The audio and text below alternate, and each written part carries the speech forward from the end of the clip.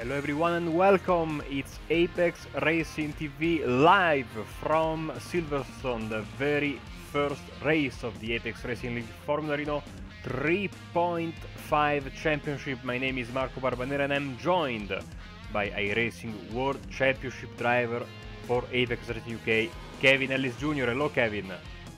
Hey Marco, pleasure to be here. Hello everyone, welcome. This is, as Marco mentioned, round one of this inaugural championship.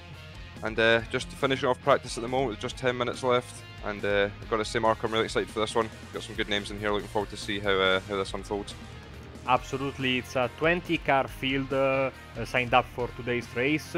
The series that is being born from the ashes of the iRacing Grand Prix Championship, a new life sprung into the series, and I have to say into iRacing open wheel scene by the new Formula Renault 3.5 who just came out, and I have to say I'm very surprised because basically, for those that don't know, Kevin is one of the guys behind this league. Basically, Kevin, the league came together in the last 5 days, so I think that this car really has been well received by the community.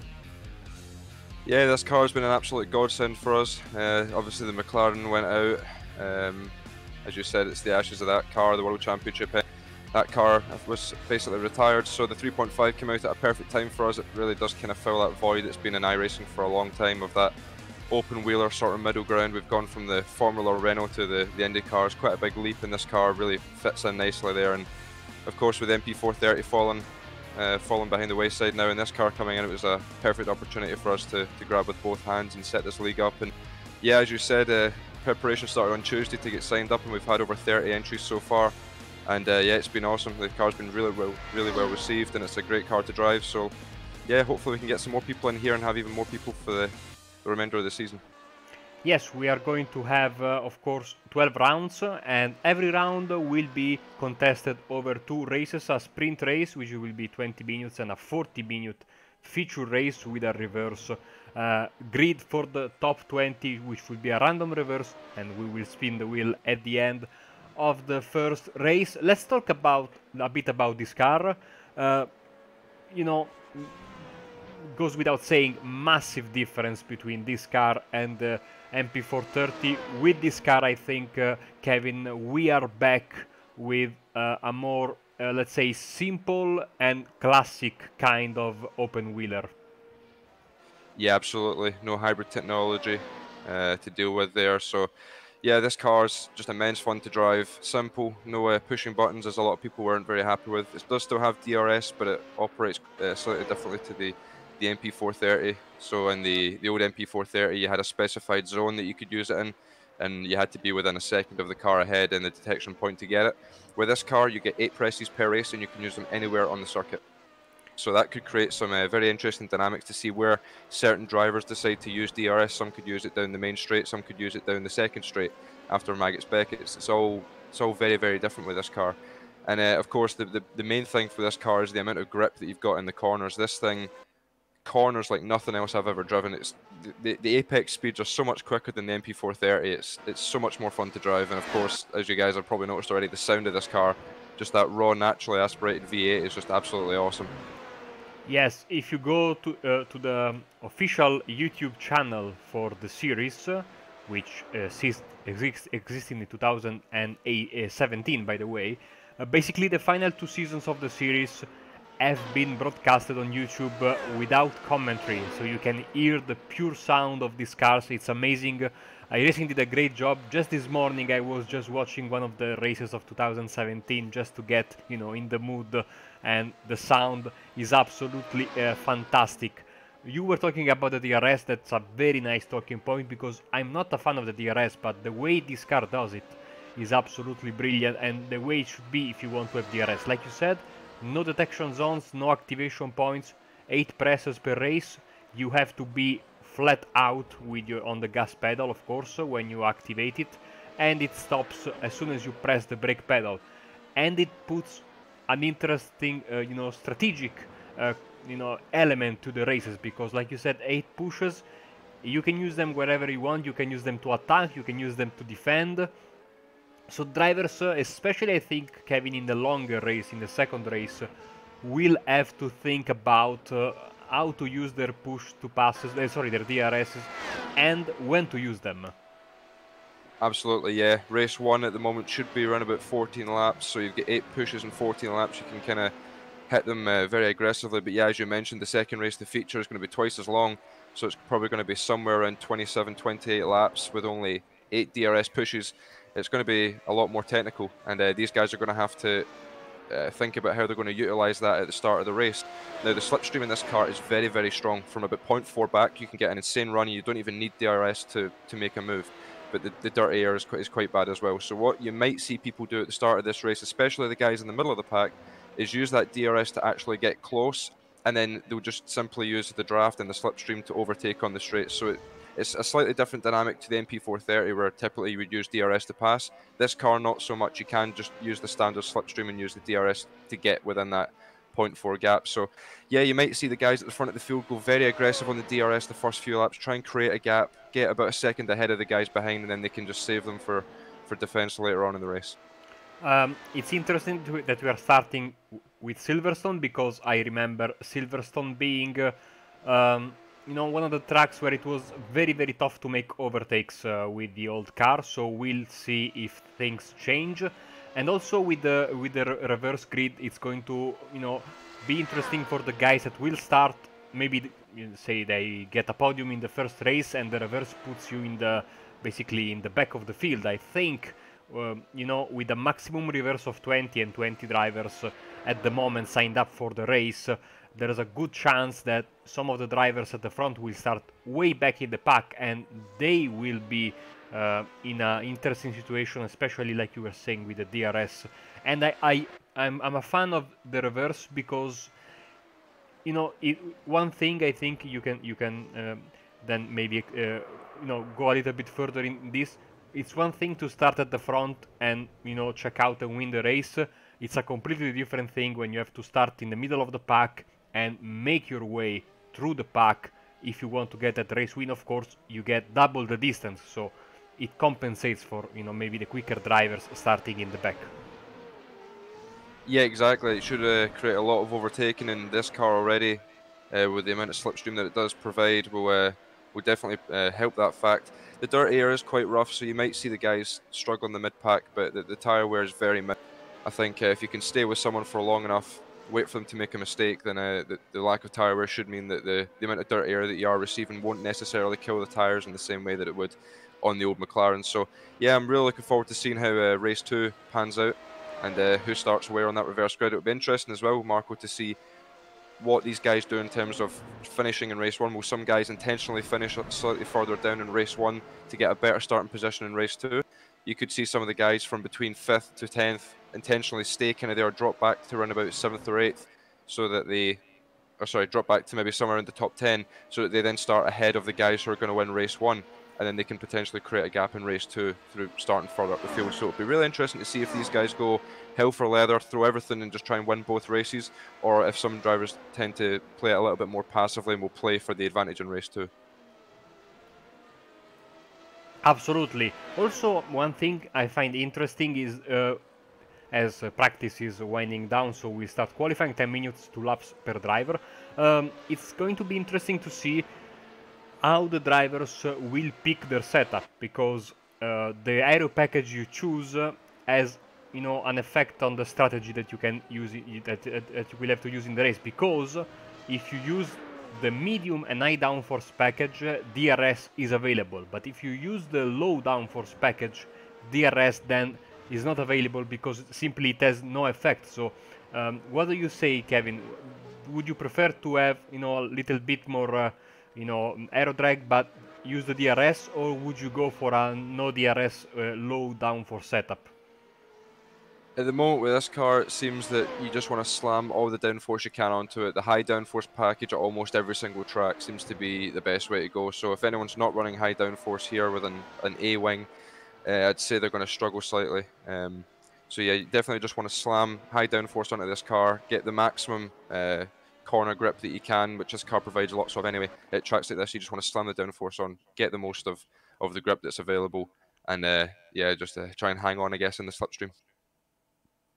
Qualifying is about to start, and as you can see, little bit of a change in the weather, little bit more cloud cover than the practice session. Of course, this race car came together with the big update from iRacing with the dynamic weather, so it's going to be interesting to see how it will affect racing. And of course, you have to also now, Kevin, think about when to go out for your qualifying lap. You've got 10 minutes, and ideally you would like to go out, I think, right now with a little bit more cloud cover and not much of the track with the sun beating on it. And just as I said, the camera moves to the start-finish line with all the sun beaming down on the start-finish straight.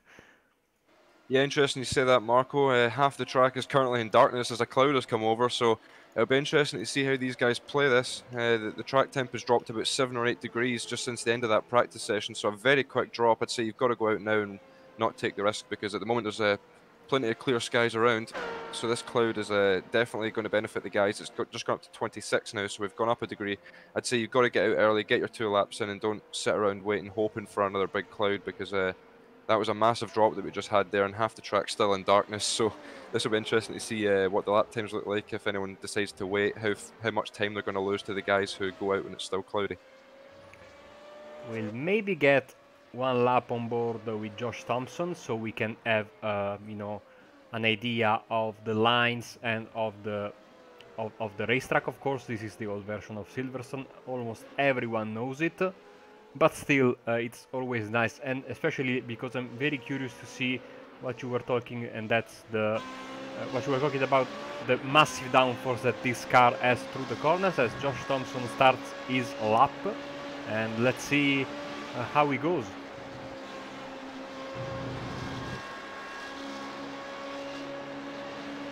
Yeah, right now I'm looking at the beginning of the lap. The sun is shining down on the track, and I'm seeing going through maggots and beckets, so just the amount of grip that this car is having. How about you were talking about the slipstream being very strong? How is it in terms of following a car in front of you? Is this as bad as the McLaren or better? There's a load of dirt air in this car. It's a lot more noticeable than in the McLaren. As soon as you get within 0.4, the steering just goes light in the corners, and it's very tough to get any closer than that. So qualifying will definitely be important here. Silverstone, as you mentioned before, has notoriously been a track that's hard to overtake on. The McLaren was very bad. This car, I think, you might see the guys struggle as well. But honestly, I have absolutely no idea how this could be. You could see some guys with a not fully optimized setup through the corners and could leave themselves exposed down the straights. So as qualifying goes on at the moment, the track temp now up to 29. So if you're on a lap just now, you'll be happy. If you're still sitting in the pit lane, you'll be kicking yourself, wondering what you were doing, because the track's gone up about 4 degrees, which roughly is about 1 or 2 tenths. So that's a good chunk of time to lose. It's up to 30 now as that cloud looks as if it's almost fully cleared, Marco. So the track now going to start absorbing the heat from the sun and going to start heating back up to around about the mid-30s that we were just before the end of practice. Provisional pole for Martin van Lozenord, and he was the fastest guy in practice, and right now he has got a 0.7 of a second advantage over Josh Thompson, with Matteo Calestani sitting in 3rd place. Like I said, 2 laps available for these guys. You are, not. It's better if you don't make a mistake, because if you go outside of the racing line and pick up an incident point, that lap will not count. So basically you have 2 chances, and 2 chances only to get your lap in, and that is that. So added pressure for these drivers if they want to get a good lap time, and I think that Josh Thompson aborted his 2nd lap. Let's go on board. Let's go back to the pole sitter now, who's coming around for his 2nd lap.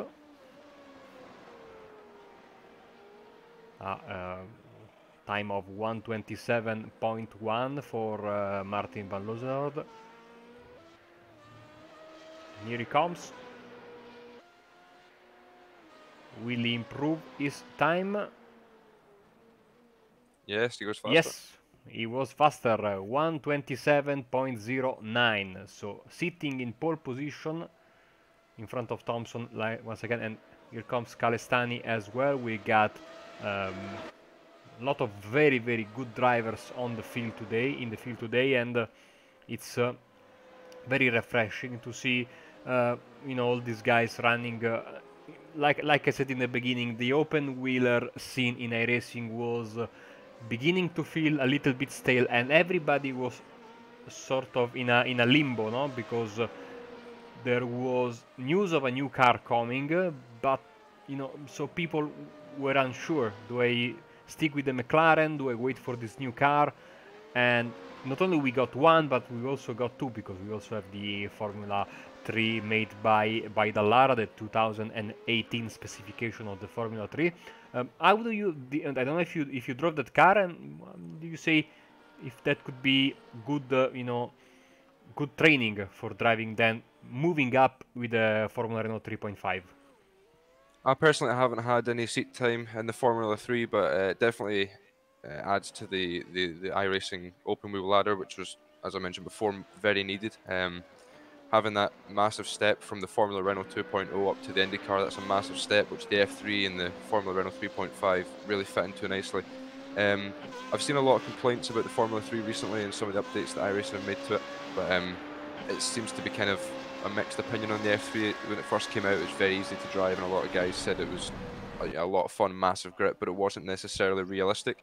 So iRacing went back in, listened to the community, readjusted it, and so now people are sort of on the fence between whether they like the car or not.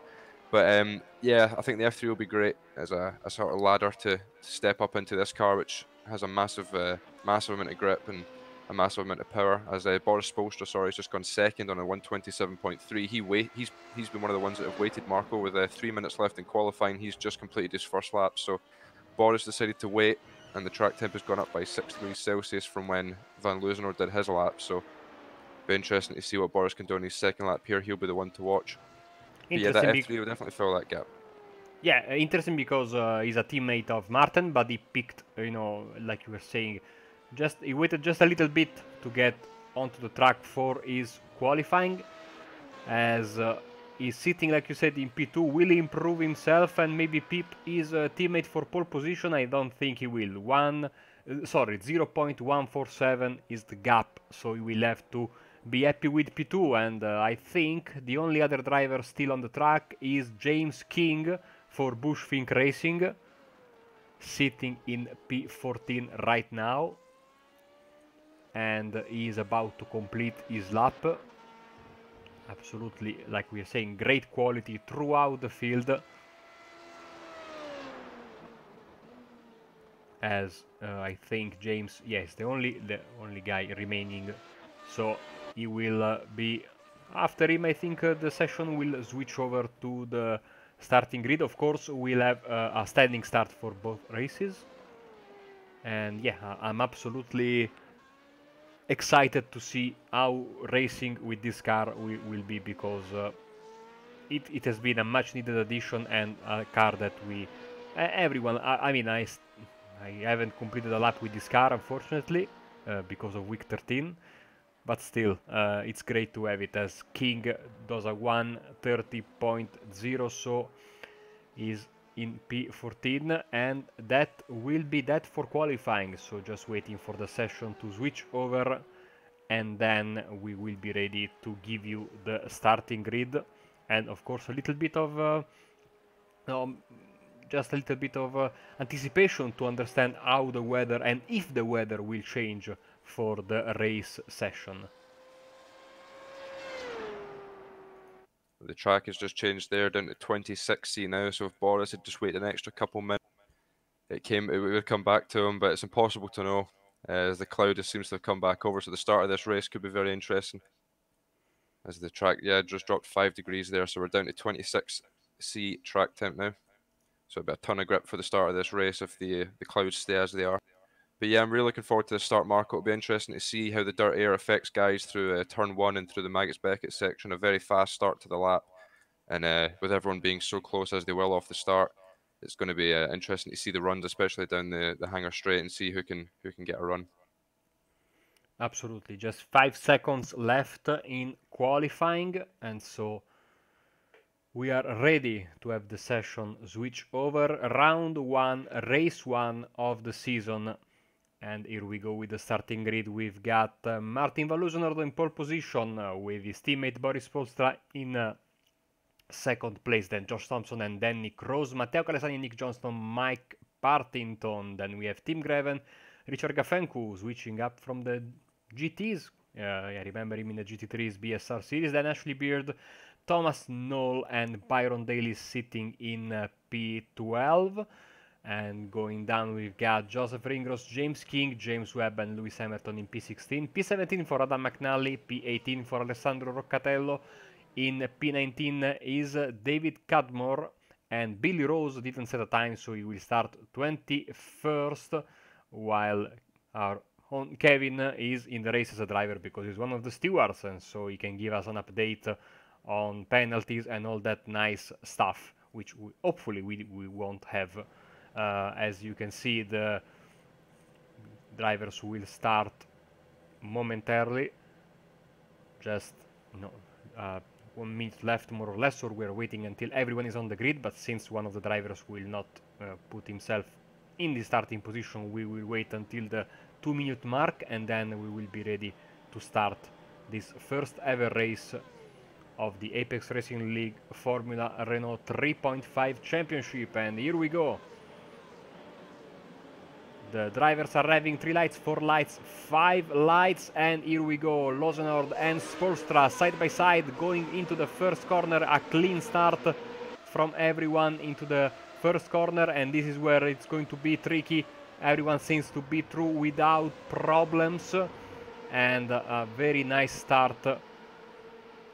Nothing major happened as Josh Thompson is been passed by Cruz, and now he's trying to get his position back as King is dropping a couple of positions, is down to P18 and going a little bit wide. Josh Thompson looking to the inside. He's on the grass on the straight, going up the inside of Danny Cross, and he's got up the inside and he's cleared him. That's up to P3 for Josh. Now he's all up against it here. These 3 of the top 4 guys are from the Learn to Race team. As Daniel looking back up the inside, and he's got up alongside him there. Josh going to hold it around the outside. He's still clear. There we go. Josh holds onto that spot well, and Matteo Calestani now brings him into it. So a good start there for Josh to get up into third. He's got to go and chase down the 2 teammates now, but he's really going to be up against it. Yeah, we are seeing some crazy stuff, Kevin. Oh, it's a spin, Danny's round. Oh, and Calestani has been collected as well, and he's into the grass, and not a very safe rejoin there from Danny Cross. Let's get a replay of that as there was some contact there. Here we go. Contact between Kroos and Thompson, and Calestani just an innocent bystander in this situation, and he went off the track. So Kroos is down to P16 and Calestani is down to P18 and he's going into the pit, so some damage for him, whilst I think Kroos will be able to continue. Let's go back to the front now. Joseph Ringrose side by side with Byron Daly, also Nick Johnston in the mix as well in the battle for P7. Yeah, just on the Danny Cross incident there, looks like he was trying to put Josh off, showing his nose and locked the left front. That just brought the car around there as Ringrose goes defensive at the end of the back straight there. Byron Daly trying to go around the outside, of course a former NASCAR peak antifreeze driver. I'm not 100% sure if Byron's still in the series, but I know he was before, as looks like Joseph is having some slight internet issues here, so that will not be helping Byron at all.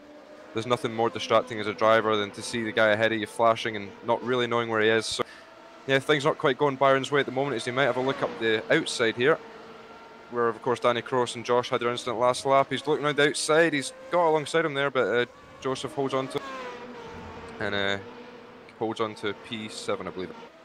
Yes, with Knoll also joining the party, so it maybe will fancy his chances as well. Ringrose Daly, Knoll, P8, P9, P10. You can see in the bottom right of your screen the battle box, and that will keep track for you of drivers battling for position as Daly moves to the inside, then on the outside. A nice dummy there. It's going to be tough into the first corner, and he's able to complete the pass. Fantastic stuff. Fantastic move, Kevin. Yeah, that's the slipstream effect of this car, creating plenty of passings. They're still side by side going into Maggot's Beckett. Oh There's a bit of no! contact. Oh, Ringrose has run wide and he's clipped Byron Daly there. That was all on Ringrose, I'm afraid. Well, we'll see what the stewards say to that one, but Byron is around. He's got damaged side, and I know this car does not like to be damaged in any way, so we'll see how Byron gets on. Just behind that, though, Adam McNally on Billy Rose. Billy Rose defends late. Oh, Adam McNally just dodges the back of him there. Plenty of racing now, plenty of action at the start of this one, Marco. Yeah, we are seeing a lot of action, and it's been... I know it's early, but the comparison with the MP430 is quite, you know, it's like being on a complete different universe so far, because we are seeing some amazing side-by-side stuff. And now, of course, the drivers will have to, you know, just, you know, get acquainted also to the close battling with this car. So we are seeing some, you know, a little bit of contact here and there, as we've got King and McNally side by side into the final section of the racetrack with just a little bit of a mistake from McNally. King will try to profit from this mistake, but he will have to wait, and he will be still in P12 as we begin lap 4 for these guys. Let's... oh no, side by side once again, and now King completes the move on the inside, and right behind them Daly and Beard also fighting against each other. Let's go back to the front just for a second. We haven't forgot about our race leader Martin van Loosnord in first place. He's got 1 second over his teammate Boris Spulstra. And then we've got Josh Thompson, Tim Greven and Mike Partington in the top 5. Let's go back to James King, because this is a fantastic battle with Rose and McNally.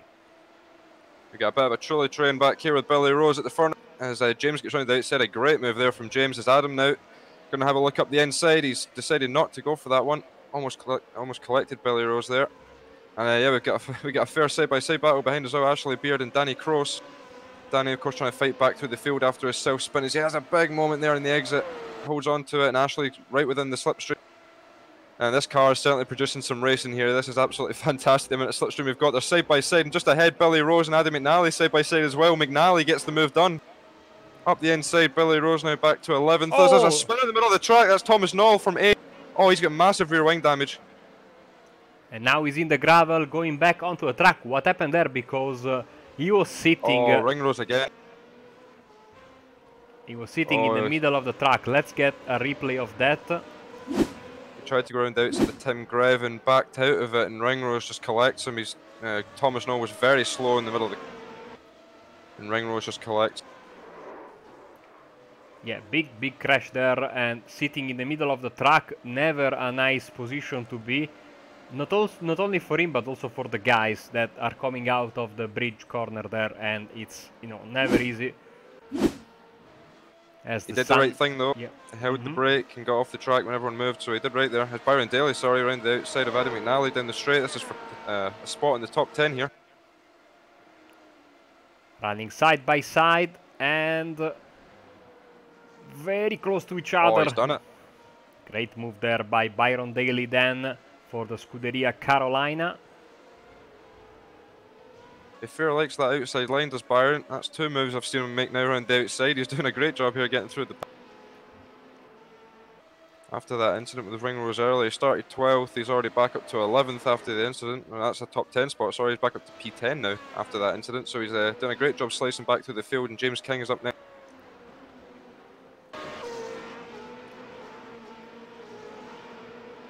Richard Gafencu defending from Nick Johnson, battle for P5. Let's go on board with Nick. You're going to see the dirt air here in turn 1.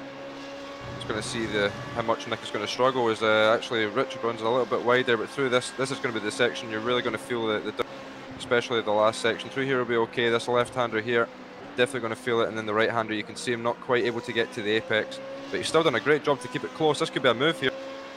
Absolutely will be a move. He's very close. Richard moves to the outside, giving Nicholas the inside. This should be pretty straightforward for... He had the DRS on there as well. And that's a... oh, as Richard's run wide on the exit. Oh, that's definitely sealed the deal for... Yeah, mistake from Gafenku coming out of the corner. The pass was already done, but you want to avoid, I think, you know. How is this? Because I remember reading that this car was a little bit sensitive damage-wise when it first came out.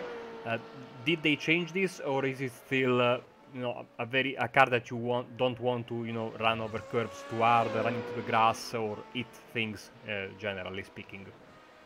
I believe iRacing made a slight tweak to it, with Zolder being the official first race on the iRacing official. A lot of guys were complaining about the damage there, as the side pod would be very easily damaged by those high curbs. Oh, we have a crash. Billy Rose and David Cadmore, Danny Cadmore... Cross is around as well. Danny Cross, oh my goodness, Danny Cross is around as well. And Ringrose in the pits. Yeah, Ringrose has had a black flag. Joseph Ringrose has been penalised for his incident. So it's all happening, and already we've got 10 minutes in the books. So a race that is going very, very quickly. Beard, Emerton fighting over P13. So the crash that we just had, I think Rose lost the car, and as Emerton goes for a move on Beard, and Beard goes for a ride. He's forced him off there. Oh, these guys are not holding anything back in the first race. They're going for it. You cannot fault them. James King under pressure from Byron Daly. This is the battle for P8. Man, we are seeing some fantastic stuff so far in this first race. Drivers are absolutely, like you were saying, not holding back. Let's hope the start of the feature isn't like this, because we'll end up with no one left. There's Byron Daly here with a run, and James up the inside. Going to turn to the outside here. This is going to be a tough corner to go side by side. And Byron backs out of that there. I've got to say, Byron's done a great job getting back through the field. He's shown some really good pace. Now side by side into the final corner. Daly and King. And the Bushfink driver with the Scuderia Carolina DRS enabled. Both DRS. Into the first corner, and it seems like King will have the upper hand going into Kopp's corner. So, in the front is still Martin van Loosenord, the Learn to Race driver. His teammate in second place, 1.4 seconds back. Josh Thompson and Michael Partington for Trustmaster Mivano Racing. And then it's Nick Johnston for Scuderia Carolina. Back to this battle, because Daly once again putting pressure on King on the inside. But still in the braking zone, King is able to defend his position. Some great racing here. Let's jump on board with Byron and see if he's able to complete the move.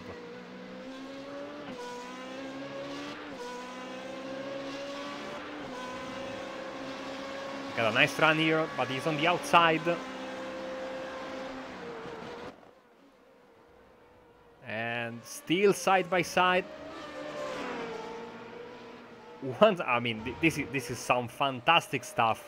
We've seen side by side battles all over the field, and Daly and King, I think they will keep battling for you know, a bit longer, because this is fantastic stuff. And let's go up, because I see Nick Johnston putting some pressure on Mike Partington.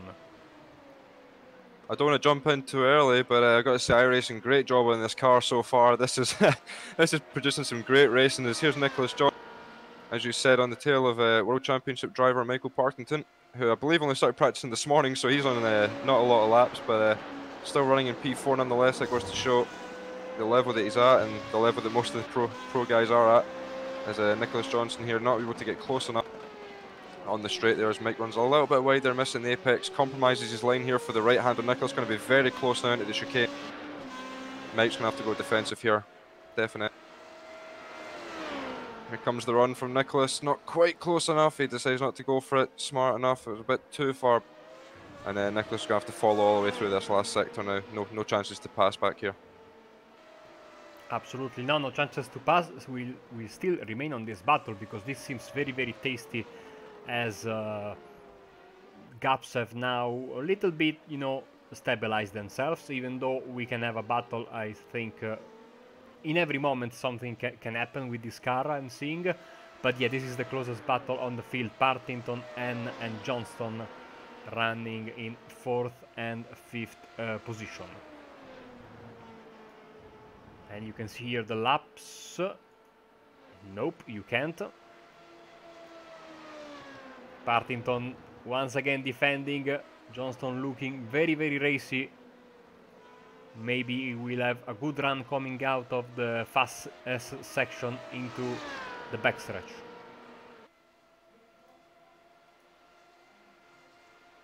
Yeah, Nicholas gets close again, not quite close enough. And I should also specify, we've been talking about the DRS a fair bit today, and the DRS doesn't quite work the same way as it would on the MP430. So typically you'd look at the rear wing on the old McLaren and you'd see the flap. On this car, it's actually the opposite, the flap closes. So if you're looking at the rear wing and you see there's a space on the rear wing just underneath where it says Renault Sport, that means the DRS is technically closed, but it's off. So when you see the rear wing looks at one solid piece, that is when the DRS is actually on. So it's the opposite of what the McLaren MP430 would look like. I'm not quite sure how it works, I just know that's what it looks like. So I'm by no means an aerodynamic specialist, but that is how it works on this car. So if you're looking at someone's rear wing and you can see a gap, the DRS is not on. 5 minutes left in this race. Partington and Johnston still battling it out for P4. In front is still Martin van Loosenord, 2.2 seconds now over Boris Spoelstra, and then Josh Thompson in P3. Once again, on the outside is Johnston. Oh, super close! Oh, little bit of contact. Some contact man, there. that was always going to be a brave move there from Nicholas on a World Championship driver as well. No fear there from Nicholas. Props for trying the move there. I'm not quite sure who was at fault for that. I need to go back and have a look, but they're still close here. We need to keep an eye out until the battle's over. Nicholas here with a good run. He should be able to peek his nose up. Coming into the corner, he looks to the inside, the super inside up on the inside of Michael. He gets alongside, perfectly to the apex. Michael might just hold this one, I reckon. Yep, he's just cleared him on the braking zone here, so Mike holds on for yet another few corners. We'll see if Nicholas can get a run into the next chicane. Seems like both cars are behaving nicely after the contact. It was... Oh! Johnson is around. Commentator's curse. Oh! And he almost collects Gafencu. Yeah, absolutely. Commentator's curse at its finest. So have to defend from Tim Greven now. Let's get a replay of this. Coming out of the chicane on the power. And then on the right-hander, he just lost the car. Very, very weird. And this unsafe rejoin, great stuff by Gafencu, avoiding that spinning car in the middle of the track. Now Tim Greven is sitting in P7, Johnson is in P6, so Gafencu is being promoted to P5, 4 positions gained, and we can see, just for a second I think, the biggest movers of this race. And so far the biggest mover in a positive direction have been McNally and Roccatello with 7 positions gained, and Kroos has been the biggest loser. He lost 16 spots and is now sitting in the pits because of damage, and he has to retire basically.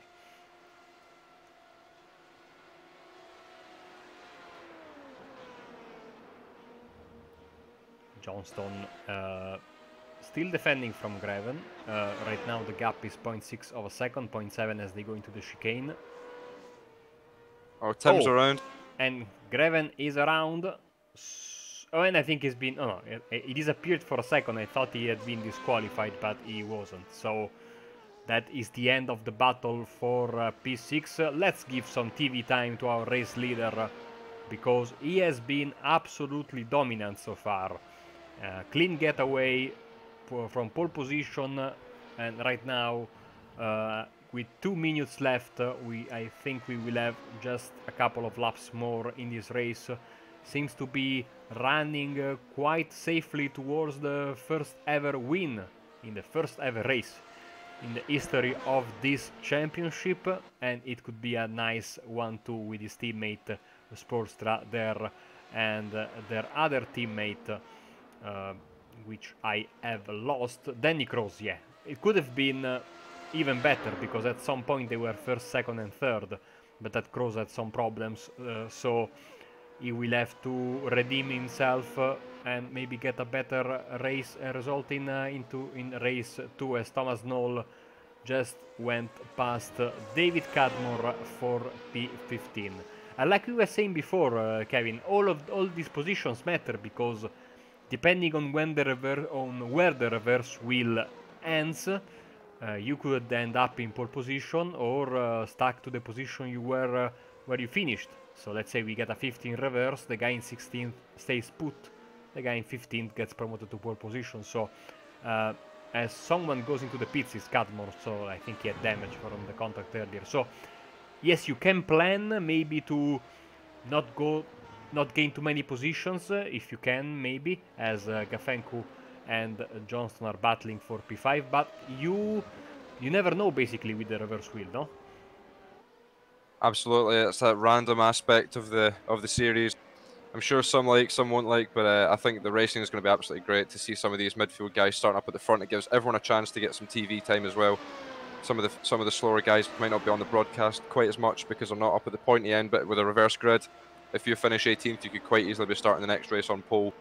And yeah, it's going to be interesting to see where that number lands on the wheel, and we'll see who's going to start first. If I was somewhere around Byron Daly or Tim Greven or Nicholas Johnson, I'd be feeling quite good, because they've had some good pace and they're currently sitting 7th, 8th, and 9th at the moment, so they could be somewhere near the front with decent pace. I reckon they could probably pull away a bit from someone like Josh Thompson and Boris Spolstra and Martin, who are going to be starting deep in the field.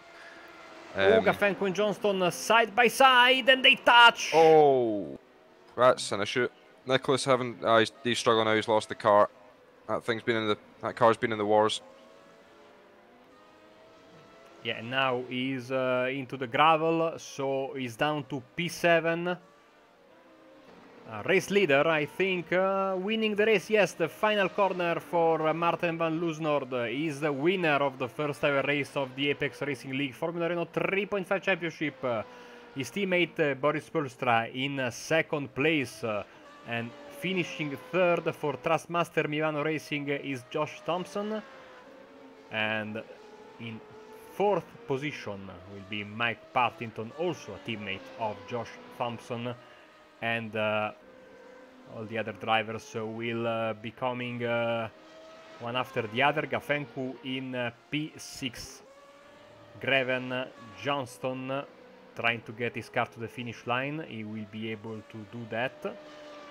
Byron Daly, James King, Adam McNally, they are all coming. We've got a few drivers one lap down. Knoll, Rosebeard, Cadmore, and Webb. Let's see also Roccatello coming behind McNally, Lewis Emerton in P12, and all the other drivers slowly but surely coming to the start-finish line. But here we have a race 1 winner, and of course is Martin van Loosnord, and I have to say, Kevin, it has been a commanding drive from him. Absolutely, yeah. Martin started on pole, got a decent start, and having Boris behind him, that's the absolute perfect situation for him. He was able just to get his head down and push for those 15. And I've got to say, Marco, that first race did not disappoint whatsoever. With only 20 cars on the grid, there's more signed up than actually showed up today. So there's potential for even more cars to be on the grid for race 2. This could be one hell of a series. Absolutely. So I think we can go through the race results for this very first race of the Apex Racing League Formula Renault 3.5 Championship, and race winner. It was, of course, Martin van Loosnord with Boris Spolstra in second. Josh Thompson, Michael Partington, and Gafencu round up the top 5. Then Tim Greven, Nick Johnson, Byron Daly, James King, and Adam McNally in the top 10. Then Roccatello in P11, Emerton and Ringrose. Calestani, a driver we are expecting a lot from him in race 2 after the unlucky crash he had in race 1. Thomas Knoll, Billy Rose, Ashley Beard, and Dave Cadmore in P18, and then rounding up the race results is James Webb and Danny Cross. Danny Cross finishing 6 laps down, I think the only retiree from this race. And now it's that great moment that everyone was waiting for, the reverse wheel, and it should be on your screen right now. We have kindly borrowed the BSR IMSA Grand Tour reverse wheel, but it will do the job regardless because it has 20 max available for the reverse, so I think that we can roll it.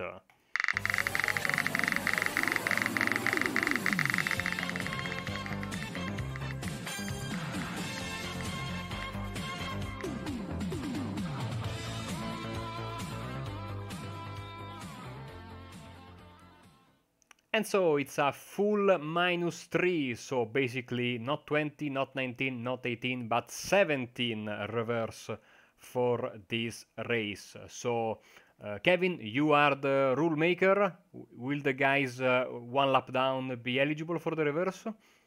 Yeah, why not? Let's have a bit of fun. And so it's going to be Ashley Beard starting from pole position, if I'm not mistaken.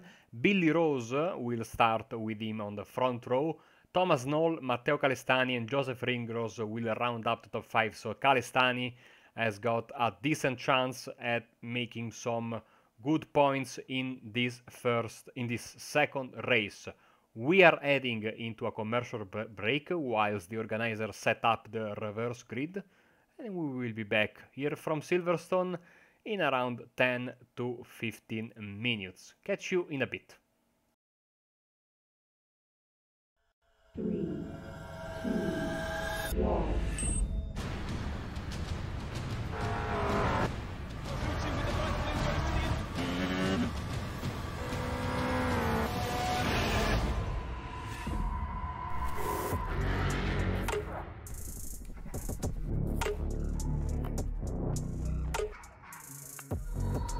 Last year, I was sitting at a desk as a sales manager, and now I'm official McLaren F1 simulator test driver.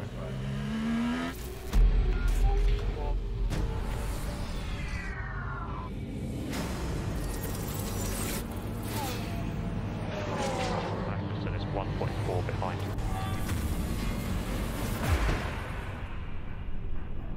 This opportunity is huge.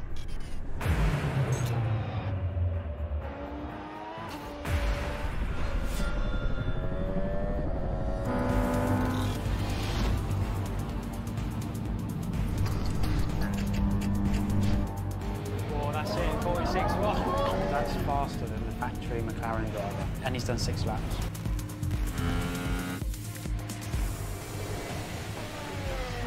Let's go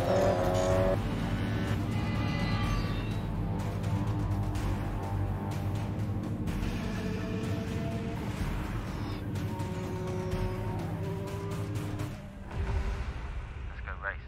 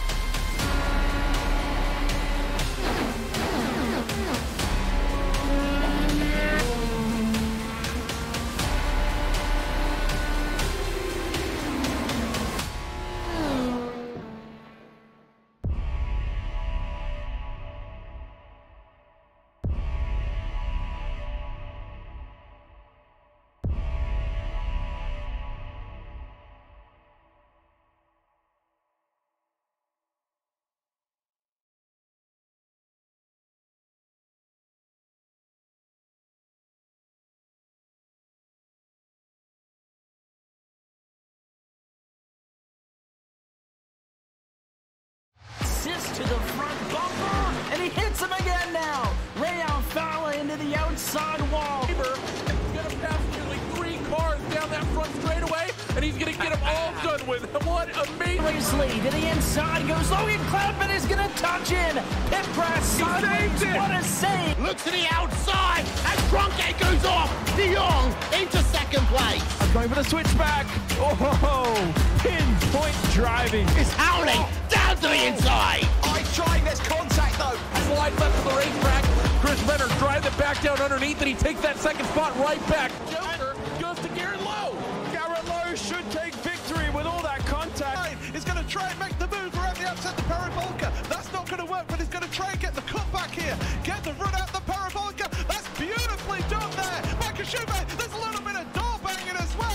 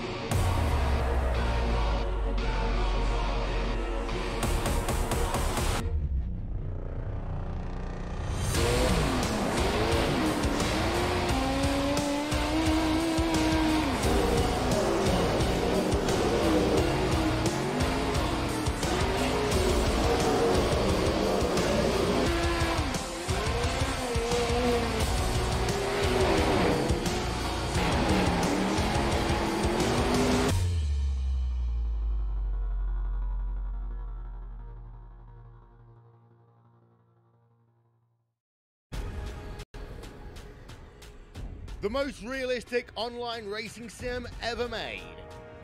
This is iRacing. Detailed laser scan tracks, fully dynamic real world cars, and over 50 series to choose from. 6 online world championships offering over $100,000 in annual prizes. This is the original esport racing game. This is iRacing.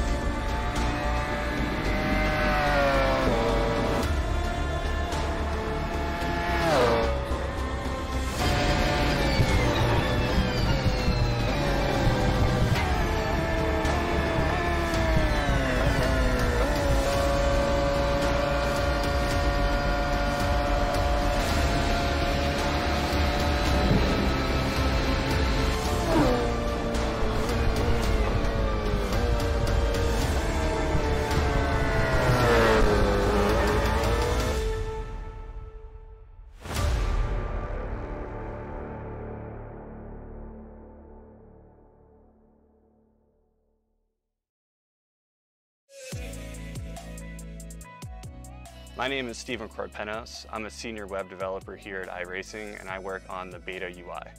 It's funny because iRacing has been around for 10 years, but we want to keep delivering the best possible user experience to our customers, and we've found that the old UI isn't exactly what we're trying to deliver in 2018.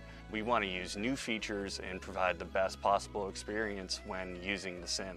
One of the projects that I've been working on is some custom heat racing configuration for hosted races. We've been listening to our customers. Everyone's been asking for custom heat races. Maybe you want to tweak a few things with the preset iRacing configurations. Well, now you can using the beta UI. So once you're at the home page of the beta UI, you just go to create a race. Then from there you go to your set race options. And you'll notice here under event types you can actually choose heat racing.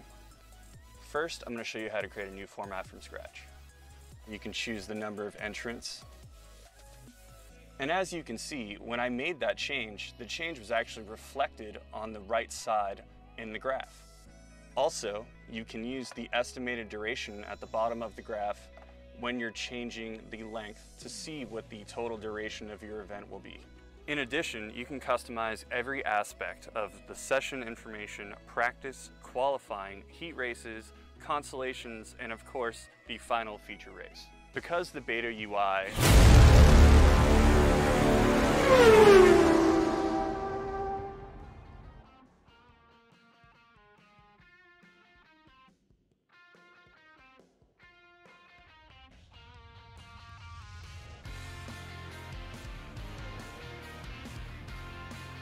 And welcome back, ladies and gentlemen. Apex Racing TV live from Silverstone for race 2 of this first round of the Apex Racing League Formula Renault 3.5 Championship. My name is Marco Barbanera and I'm still together joined by Kevin Ellis Jr. from Apex Racing UK. Kevin, it was a fantastic race 1. And with race 2, we've got the added intrigue of the reverse grid and also double the race distance, 20 to 40 minutes. So I think all the ingredients are in place for an equal, if not better, show for us. Definitely, welcome back everyone. Yeah, this reverse grid, of course, the guy who finished P17 in race 1 will now be. So we're going to have to see how good Martin van Loozenhoort, Josh Thompson, Boris Spoelstra, etc. are at the racecraft to get back through the field to the front. Of course, with this extended race distance of 40 minutes, it gives them plenty of time. And with there only being 20 cars on the grid, they don't have too many to fight through. They've got 16 cars to fight through. But with it being a 40-minute race, I think they can definitely do it. They've just got to stay patient, be smart, don't get damage to the car, and they should be pretty set. Another thing to mention as well is, of course, these guys are going to be running it on heavy fuel loads now. They're going to be double the fuel they had in race 1, so it's going to be interesting to see if any of these guys have necessarily set a car up, to run better on heavy fuel than light fuel. So we'll be seeing how close the players actually in practice. Martin van Loozenhoort and Boris Spoelstra on identical times there at the top. Yes, and this is basically, I wouldn't say closer, it is basically the how the series was run in real life. They had 40-minute races plus 1 lap there, but this is the closest we can get.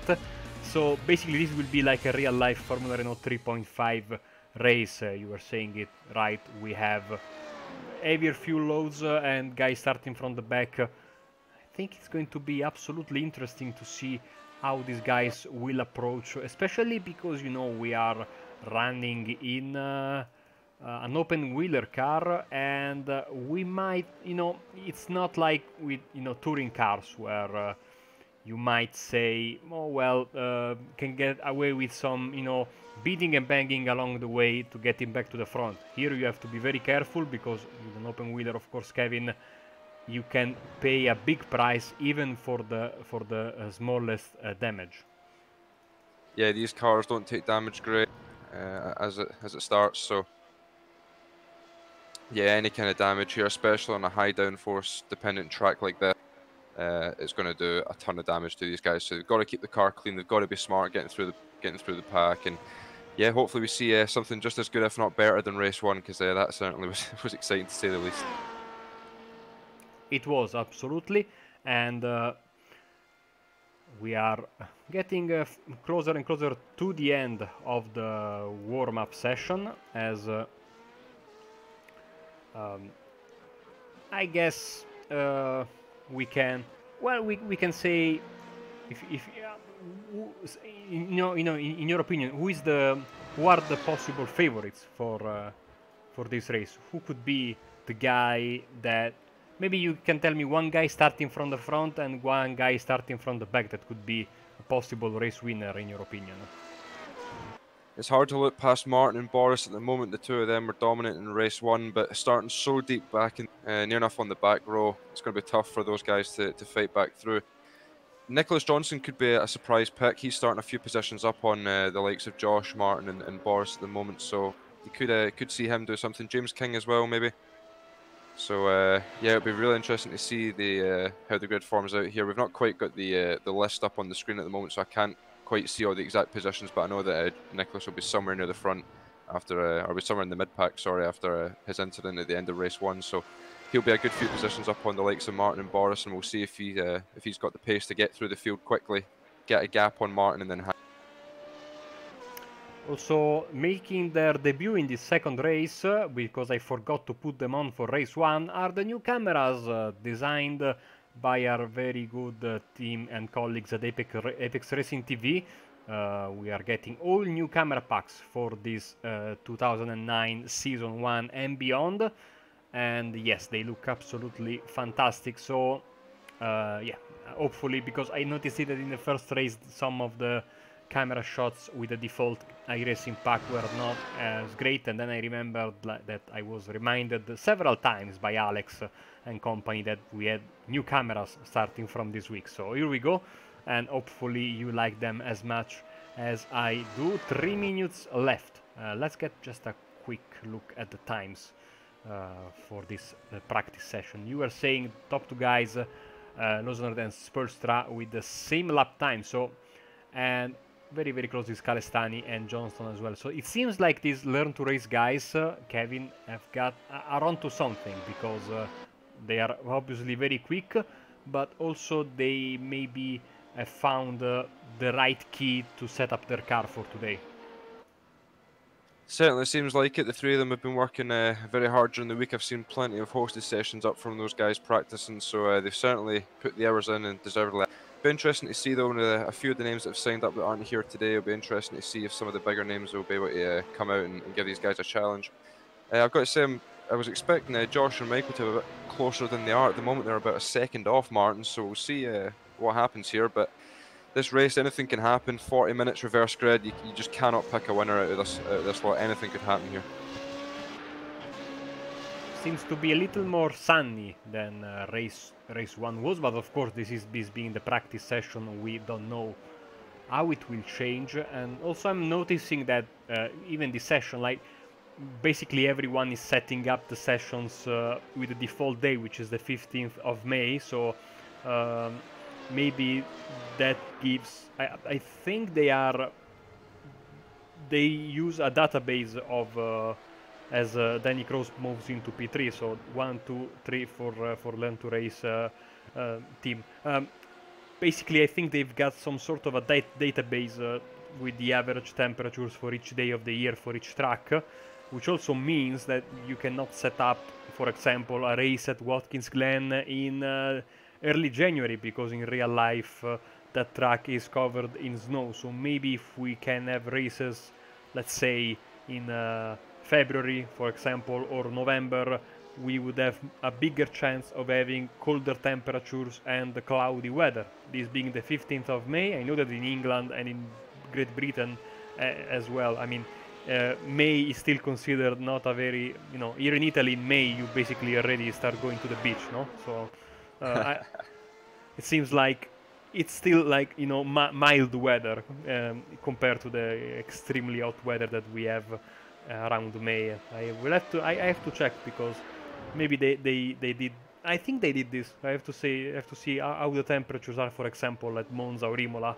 which are closer to where I live, so I can get an idea of what they did with the dynamic weather as practice is over, and we will grid momentarily for this second race of the day, the feature race, 40 minutes, like we said, with the reverse grid, and should be ready to get you through the starting grid. Here we go. It's Ashley Beard on pole position, Billy Rose sitting in second place, Thomas Knoll, Matteo Calestani, Joseph Ringrose, then Emerton, Roccatello, McNally, King, Byron Daly rounding up the top 10, then Nick Johnston, Tim Greven.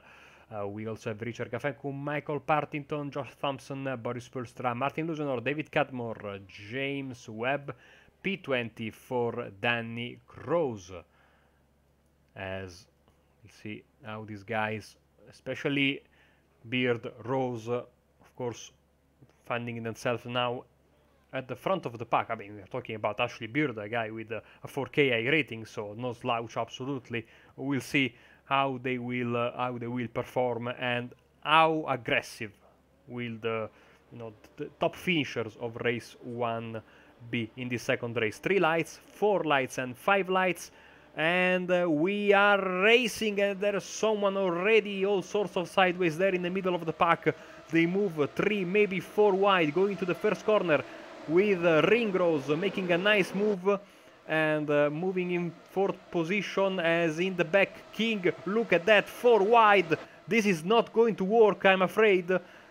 Seems to How be... have they managed that? They've kept that going. I have absolutely no idea. There's someone into the grass. It's Danny Crows, unbelievable. Another bad luck race for him, and he's in the back of the field, as we see once again Josh Thompson, and in front of him 3 wide going into the corner, Billy Rose, Michael Partington and Lewis Emerton, and they all live to tell the tale once again. We need split screen. Look at Ringrose, a move on Calestani, side by side. Calestani keeps the inside line and keeps the position. Some fantastic racing, but this has permitted Knoll and Beard to get a little bit of a gap over the rest of the pack. Let's move back. Nick Johnson, Lewis Emerton, once again side by side there, and Johnston is contact. Josh Thompson and Lewis Emerton are into the fence, and so Josh Thompson will not score too many points. A bad second race for him, and he towed back to the pits immediately, as we see Billy Rose going for a ride into the gravel, as well as absolute load of safety cones are scattered through the field, as in the back Partington moves past Joseph Ringrose. What a chaotic first lap, as Nick Johnston as well is trying maybe to get something done and go past Ringrose as well. Kevin, a crazy first lap. Martin van Loosenaar played that to absolute perfection, 17th to 8th on the first lap. Josh Thompson was looking good there. He's had about 4 or 5 cars between himself and just clipped the back of Lewis Emerton there on the exit of that chicane. I do not know how there were not more incidents there. That was absolutely insane. So some great driving from all of these guys. And yeah, Martin at the moment in P8, and he's looking pretty good already at the moment. Is Ashley Beard leading. It's going to cause a bit of a train, I think, if Mike Partington getting up there. Nicholas Johnson also had some good pace. So it's looking good for Partington at the moment, actually. He's probably looking in the best spot in P5. He's got 3 cars between himself and Van Loosenaar. So let's see what Partington can do. He's going to need to get through those top 4 quickly. As I move behind Spolstra, getting close to the back of Byron. He's going for a send up the inside. Not quite clear him. Oh, he's still there. Oh, he's just closed the door on him there. Byron has to back out. As that holds up Tim Greven, and here comes Richard Gafencu up the inside, and he's made that. He's up into a P12. Oh, it's around. Byron's around. And at the front, I think a mistake from Beard, because all of a sudden he lost a lot of time, and immediately Knoll, Calestani and Partington are all basically on his bumper, as Partington looks to get the move done on Calestani. Calestani's got the inside line to the first corner. Oh, they go wide, both Beard and Knoll gets first place. Beard is in second, side by side. Behind them is Calestani and Partington. Some fantastic stuff and Beard is able to get the lead back once again, as Lusenord is already up to P6, fastest lap of the race for him last time around. And we see, oh, look at that, Nolan, Calestani and Partington once again 3 wide. They are able to live to tell the tale. Calestani moves to second with a fantastic move, but now Noel goes for a response. He is not able to make it, and also loses a position. Look at Partington and also Nick Johnston. I have never screamed this much during a broadcast in my life, Kevin. This is absolutely unreal. Thomas, and once again, he's going for it. Oh my god, and who's this? I don't even know. Martin van Loosenor's up there now. Oh my god, Michael Partington's going to be kicking himself. He had to get through those guys as quickly as possible, coming down the hanger straight. They all had DRS enabled there. No one could get a run on anyone. Martin van Loosenor then is up into whatever position he's in now. I haven't got a clue. I think that's P5. Yeah, P5, yes, P5. Yeah, so Partington has only got one car between himself and van Loosenor now. As, oh my word, these guys are putting on a show here. For only 5 minutes in and I've not got a clue what is going on. So, Beard is in the lead, Calestani is in second, Partington in third, Nick Johnston and Van Loosenord in P5, then Noel, Ringrose and Spolstra, James King, Richard Gaffenku, the top 10, James King there with Spolstra, who made the move and is now in P8. And we look to close up into P15. Sorry to cut you off here, Marco. That was Danny around the outside of James Webb in turn 1 there. That's him up to fifth. I mean, Danny has got great pace because he was in the first lap, he was in the grass. And now he's already up back to P15 as Johnston and Van Loosenord are fighting against each other. And with the race 1 winner trying to get the move done and moving to P5. But also in the front, I think that Calestani is lining up a move for the race lead. And here we go, Calestani on the inside. He doesn't have room, and now Partington will maybe profit from this aggressive move from Calestani. Oh, great save by Calestani, but Partington is the new leader. And also Johnston and Van Loosenord go through. Oh, there's not even the time, Kevin, to get a replay of what's happening, because it has been absolutely crazy. And Johnston trying to get his position back. Sorry, Loosenord trying to get a move done on Johnston, but he's not able to do so. So we have a new race leader in Michael Partington. So Calestani went for the lead, he made a mistake and dropped down to P5. And, you know, Calestani is a very, very experienced driver. This new car, and now I think Johnston will go for a move on Beard. But you have to be careful, because if you go for a move and it doesn't work, you are certainly to be under attack from the guy or the guys behind you. Everyone DRS enabled, Beard, Johnston and Van Loosenord. And that move there from Michael Partington was possibly a race-winning one, as Ashley Beard looks to the inside, the outside, he's on the grass. Martin Van Loosenord looks to the inside. Nicholas Johnson is through up into P2 now. So this has fallen perfectly for Michael Partington. He's already stretching his legs at the front. This is absolutely perfect for him. That 3-wide move up the inside was absolutely exactly what he needed. As Van Loosenord still in fourth, cannot get a move done, as everyone has DRS and slipstream. This is some racing. This car is absolutely brilliant. Some fantastic stuff, and also, like we said in the beginning, drivers will have to be careful with the DRS activation. Only 8 activations available, and you know, we double the race distance. This will be an important part of the strategy as we go through the race. But like we are, you know, talking, and already we've got 8 minutes in the books in this first race, which has been absolutely exciting.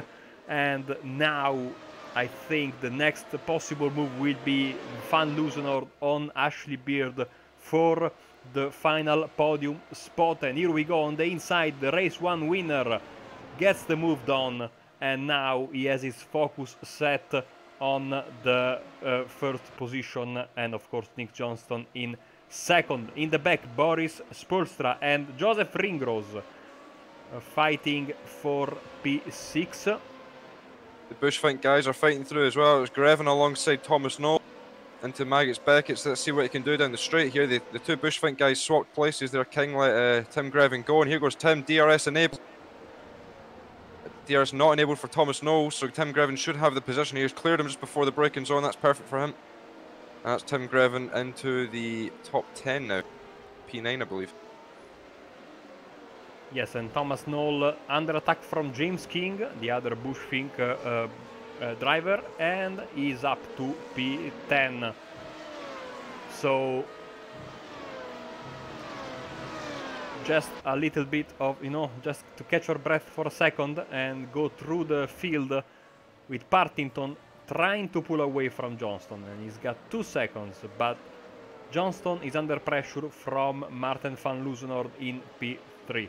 Then Beard and Calestani, who has not been able to recover from his mistake, but he hasn't lost a lot of time, he's still there. So I think the key to the race will be how long will it take, and if Van Loosenhoorn will be able to get the move done on Johnston and then maybe go and catch the Trasmaster Mivano driver Partington for the race win. This is because, of course, you don't want to lose time behind your opponents, as also coming through is by the way, Calestani went past Ashley Beard, so he's up to P4, and we'll see if Boris Spoelstra will be able to close the gap and get up into the podium spots, as Beard trying to get revenge from Calestani, but Calestani has the line, and also we go to the front because now Van Loosenhoorn has gone past Johnston in the chicane as well, so he's now up to P2, and I think he will look forward to get as close as possible to Partington. 10 minutes in the books, 30 minutes left in this second race of the day.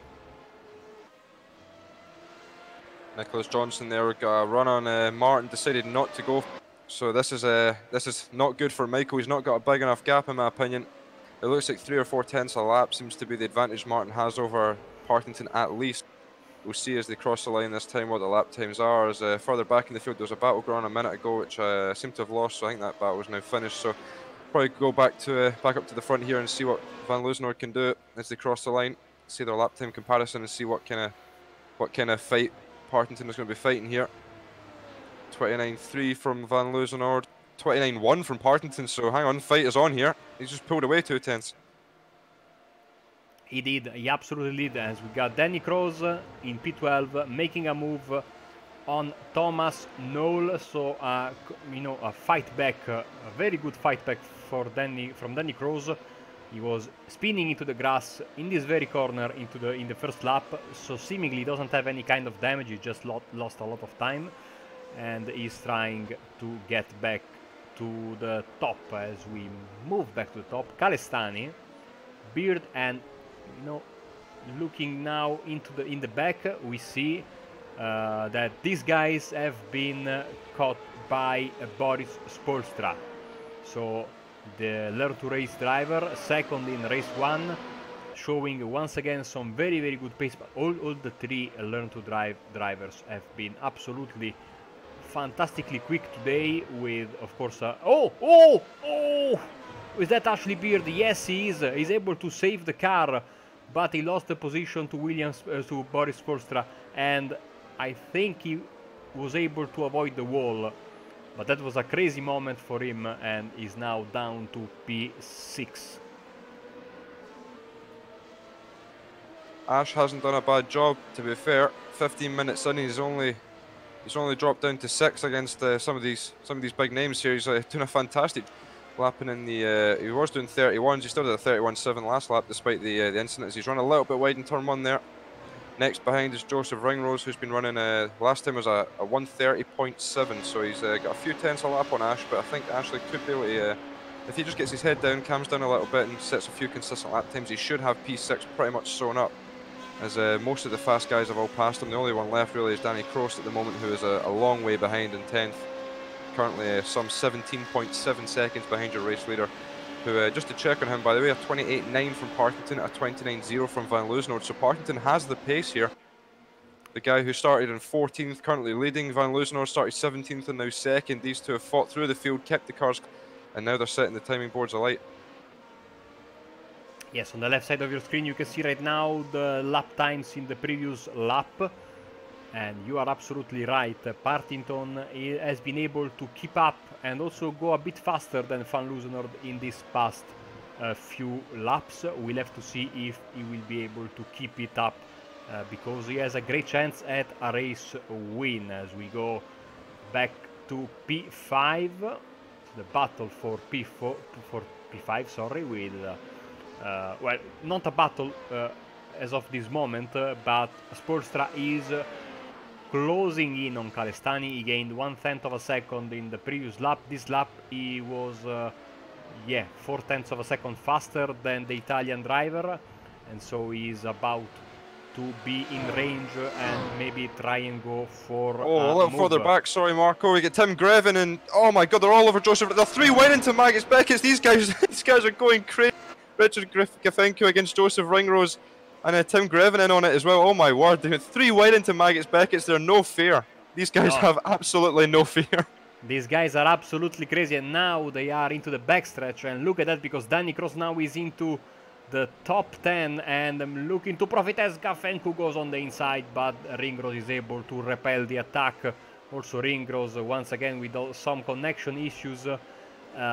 If these guys keep battling like they're doing right now, oh, he's around. Oh, Gafenko is around, and so yeah, I was about to say Kroos will be able to gain some positions. He gains 1 as Gafenko goes around, as also in the further back Daly and Knoll and Emerton are all battling for the 12th position. And as we move back to the front, as soon as we get past this corner, we see that Calestani has there's contact at the back. Sorry, Lewis Emerton's hit Thomas Knoll, and that has just destroyed Knoll's rear end. His rear wing is done. Let's get a replay of that. Just as I switch cameras, of course, because it always works this way. Yeah, look at that contact at the chicane.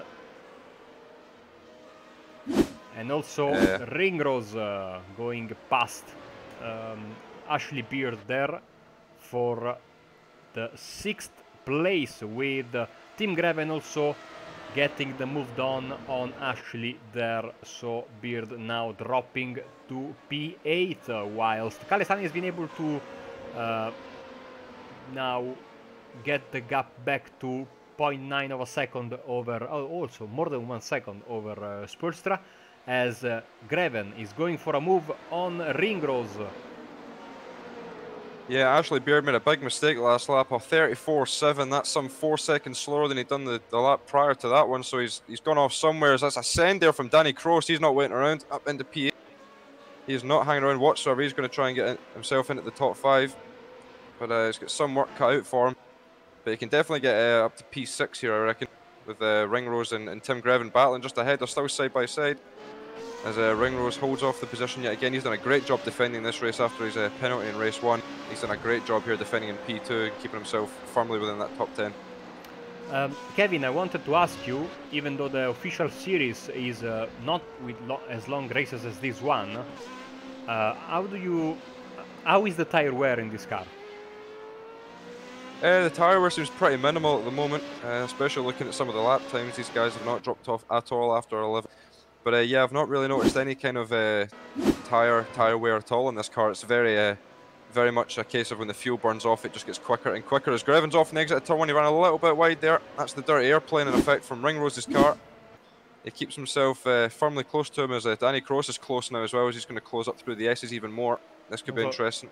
Ashley Beard lost the car in the penultimate corner and went straight. You think he's lost it in the S's? Oh!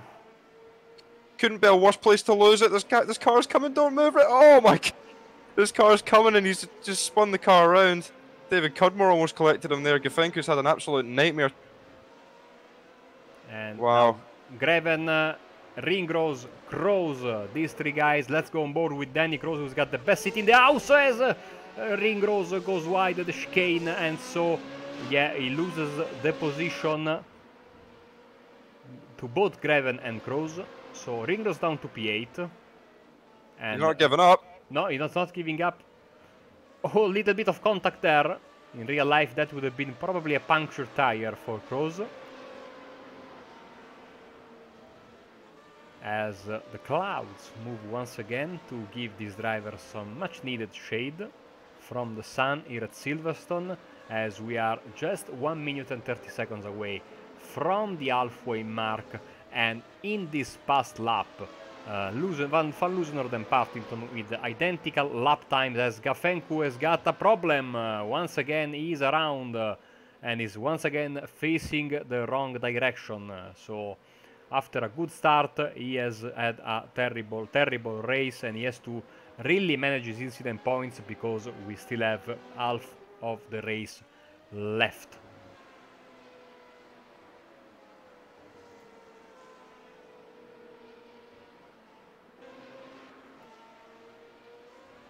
Thomas Knoll trying to get the move done on Gafencu,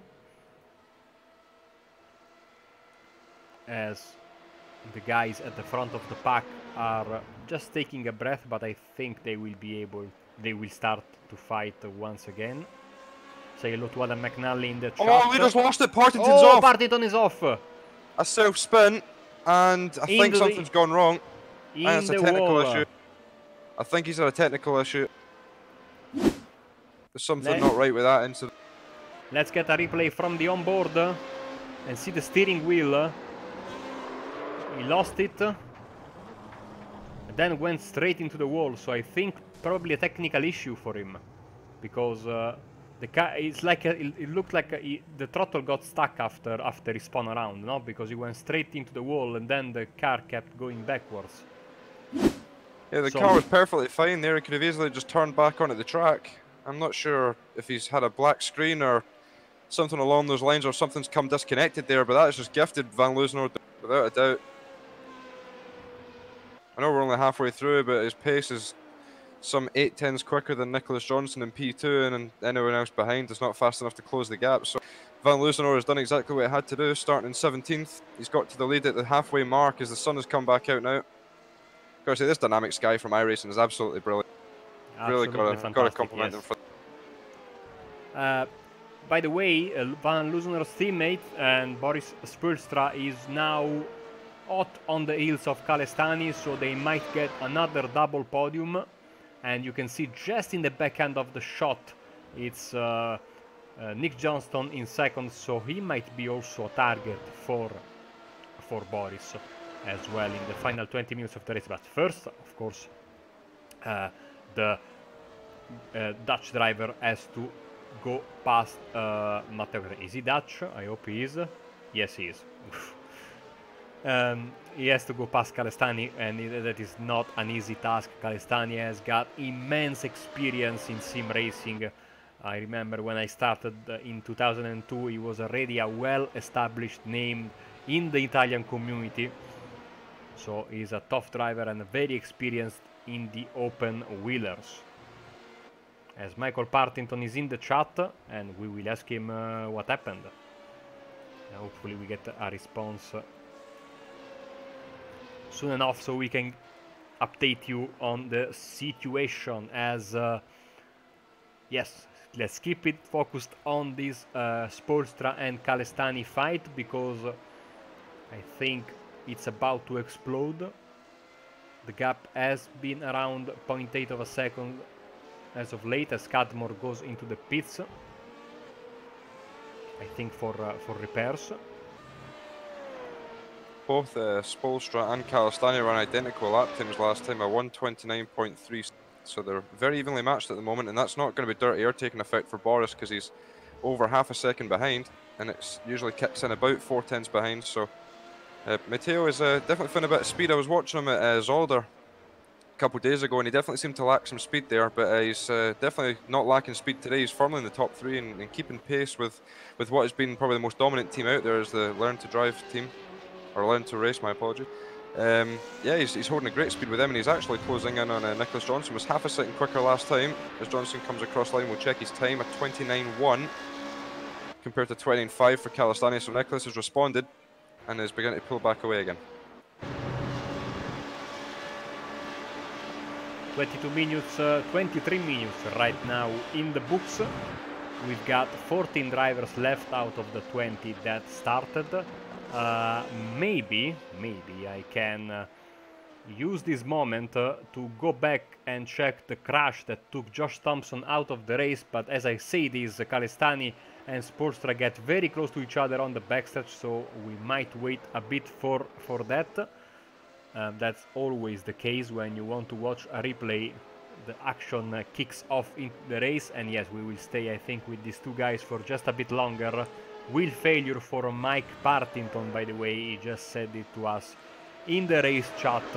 So absolutely rotten luck for him, because he was leading the race, and to be honest, I was looking forward to this battle because both him and Van Loosenhoord, Kevin, were looking to be very evenly matched in this second race. Yeah, it was shaping up to be a nice battle there, but unfortunately, yeah, it's sim racing's equivalent of mechanical failures. If your equipment can't be perfect all the time, it's a big shame. As old Calistani, they're taking the late apex in the last corner, trying to get the run off, but he's made a slight mistake there, and that's left him very exposed to Boris. Be interesting to see if Boris is going to go for the move into turn 1. Matteo goes to the inside, and Boris goes for the outside. No fear from these guys at all whatsoever. As that inside line just a bit too dominant in turn 1 there. And he's going to be forced to stay behind, but coming down the straight after Magus Beckett's, he's definitely going to be having a go. We need to keep an eye on those rear wing flaps, of course, and see if they enable DRS and see who's been preserving them. That's something we spoke about earlier, of course, if you just tank your DRS. As Boris straight on, Matteo choosing not to. Goes defensive nonetheless, as this should be pretty straightforward for Boris. DRS and slipstream round the outside, and Matteo puts up a fight in the braking zone, but Boris just clears on there. That's both Learn to Race cars up into the podium spots now. The other one, Danny Cross, currently in 6th, actually, looking at Tim Greven, so you could get all 3 cars in the top 5, despite the issues that Danny had at the start of the race. I think that just goes to show what kind of speed these guys have brought today. That's a really good package under that car. We might get for the second round of the championship, as we get King and Daly battling for P8. We might get I might ask our very good camera makers to get, you know, a proper rear view cam for this car, so we can see quite clearly when the DRS is activated or not, because from a distance it might be tricky, as Kroos trying to make a move on Greven on the inside, and he's got some pace just like his teammates. And let's remember, he was in the grass in the very first corner, he was dead last, and he's able to come back down up to P6 and looking very good to get P5 over a very, very good driver like Tim Greven for Bushwing Racing. Yeah, on the inside. DRS enabled as well. That was a must-do for Danny. Not wasting any time, excuse me, as Tim Greven goes wide in the exit of turn 1. So that's all 3 of the Learn to Race cars into the top 5. And Calistani has also lost that spot to Boris Spoelstra, of course, as we showed earlier. Looking good for Learn to Race, despite a slightly poor start for Danny Greven and them being very far down the field, all of them outside the top 15. They've still managed to get all 3 cars in the top 5.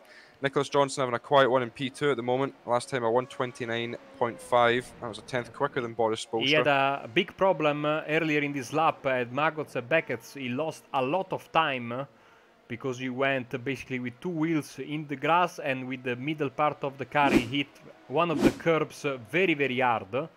So he dropped, I think now he's got only 2.5 seconds over Spoelstra. So we'll check his lap time, but I think he lost, 1 second, maybe more in that situation. Just giving it a quick check for damage. He looks okay, but there could be some underside damage that obviously we can't see from the outside. There's a 130.6, so yeah, you're bang on, Marco. About a second he lost there, as Spoelstra puts in his fastest lap, a 29.0 compared to Nicholas's 30.6. So that's where that 1.5 seconds is coming from. You're spot on there, as this could end up being a bit of a spicy battle for P2. Can Learn to Race get a 1-2 and race 2 as well. Absolutely. So we'll focus. Oh, by the way, if you guys are watching the race and commentating on the chat, please tell us if it's better, you know, the league logo is better in the white script or in the dark script, because I couldn't choose. I didn't know which one looked better in the stream, so I put them both on, and they will switch around every once in a while. I had no idea which one looked better in contrast to the sky and, you know, the general surroundings of the track. But back to the matter at hand. We'll see. So, like I said, Kroos went past Greven, and now he's pulling away. We've got Cadmore and Knoll battling it out for P12. right now, with Billy Rose, the final car on the lead lap, is sitting in P14. And of course in the lead is Maarten van Loosenhoorn, race 1 winner and looking likely. And now people are asking for the Josh Thompson replay, and I think it's the good time to go and check that. So let's see what happened. Just while you're doing that, we've got a message from our stewards. We love you, Mark. You know, I can't read the steward messages because otherwise they will pop on the screen for everyone, which is not very professional, as we see the replay. And Thompson hit his opponent there, and they both went out into the wall. So a slight tap, not a big tap, but sometimes with these open wheelers it's all that's needed. And Josh was not very happy about that in the race chat. What was the message for me? The stewards have said, "We love you, Marco." Oh, well, you know, in the final race of the IGPC, I got a penalty for not making coffee for everyone, so that is bad.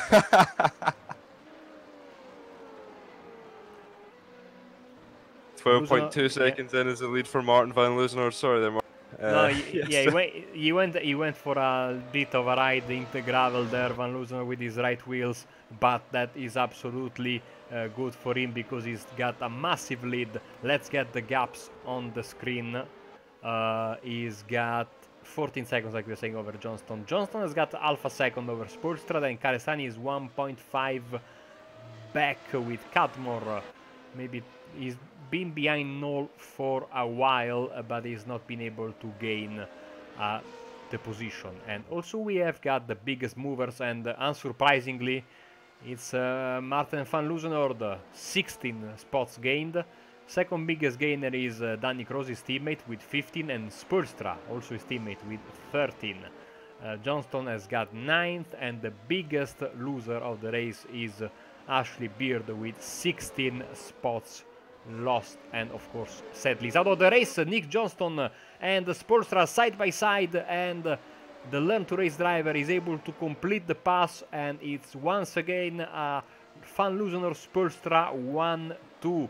So these Learn to Race guys looking to get their second, and you know, back to back, of course, 1-2 in this first round of the championship, with Calestani back there. And let's get a replay of the move because we got just the back end of the pass.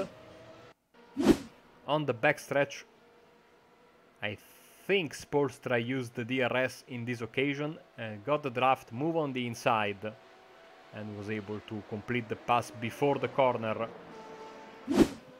So it took 30 minutes, but we are basically in the same situation as race 1, with the two Dutch drivers leading the way. And now, of course, Nick Johnston will try to keep the gap. He also needs to push, because otherwise Calestani will be on his rear end, and he will probably try and go for a move to get a podium in this second and final race of the day. And we've got 8 minutes left.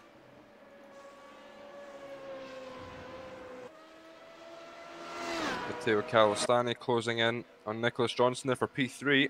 He gained a solid 6/10 on that last lap there, so we could have another battle for the podium here, as Spoelstra is probably going to drive away here with as you mentioned, that 1-2 for Learn to Race. But the race for the podium is certainly not over here. Calestani closing in, as looks like Danny Cross is pulled away from Tim Grevin as well, so he looks pretty safe in the top 5, barring any sort of catastrophe.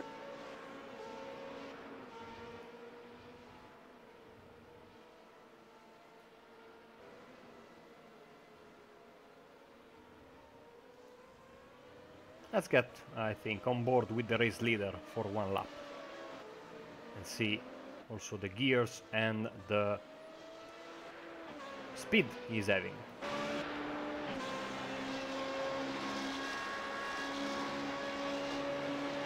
We also see that on the front of the car there's Learn to Ride, but the team is Learn to Race, so we'll have to clarify this with them maybe in the post-race interview, which we'll give you the link as soon as the race is over if you want to jump on our Discord channel and have a chat with us.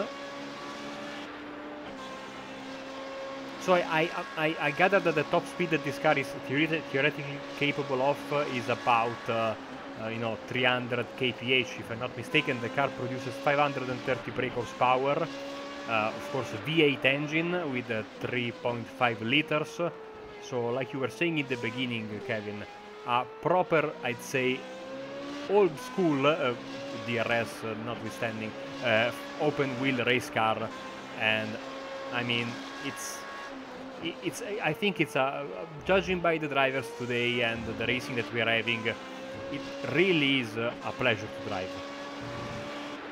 Yeah, it's definitely one of those perfect cars. It seems it's got a great sound, it looks great, it handles great, and from the looks of today, as you mentioned, it races great as well, so you really couldn't have a better combination.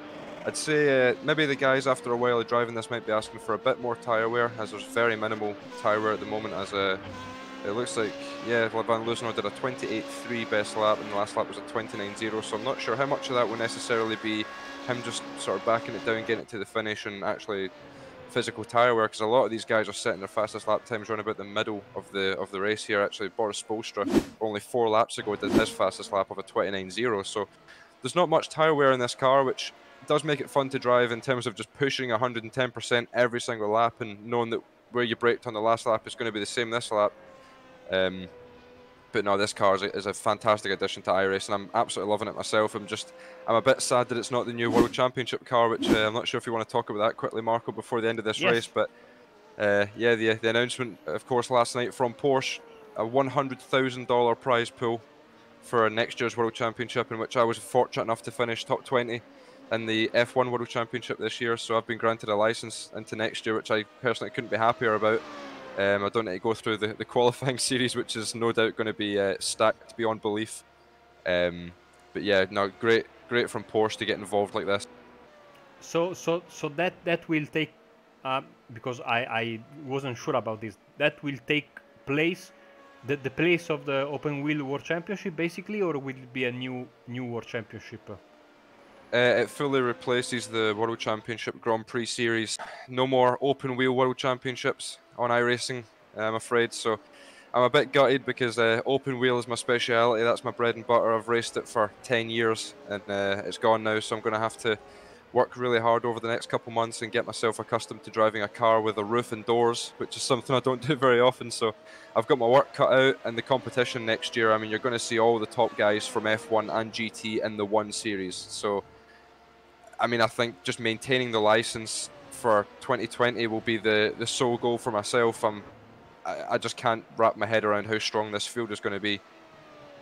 Yeah, especially since the Porsche Cup car is one of the most popular cars on iRacing, and it's a car that it's fairly tough to drive, but when you get to that, start getting into how to drive it, it's an absolute pleasure to drive, and that's why it's so popular, even though it's a bit daunting at first. And then of course people pick it because it's a cup car, it's got fantastic flat 6 engine sound.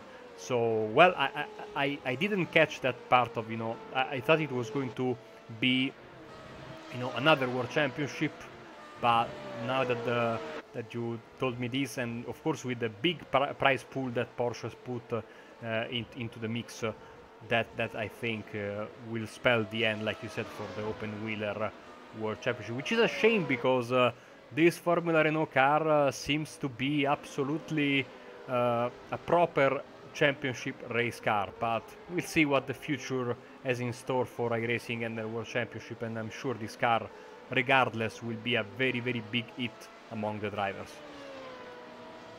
Yeah, but I'd love to have seen this with Coanda and Redline and everything racing this, the whole World Championship grid in this car. I think that would have been absolute, because there's no special combination in this car that we know of anyway to make the car immensely fast, like the old McLaren MP430. So this car, there's no such thing as what some people call a hyperdock. There's not really any special combination that's out there at the moment to make this car automatically 5 times faster. So yeah, I'd love to see this in the hands of Kroenke and Gregor and all the rest of them, Mitchell and all sorts. It would have been great to drive, but Yeah, the Porsche, it's a different car, different for me to learn, and but I mean, you can't say no to 100k. I mean, we've been asking for this for years, and it's finally here. And for me, it's a no-brainer from iRacing to ditch the GPS. It was losing competition to other esports competitions out there, and couldn't attract a series sponsor. So it was a no-brainer.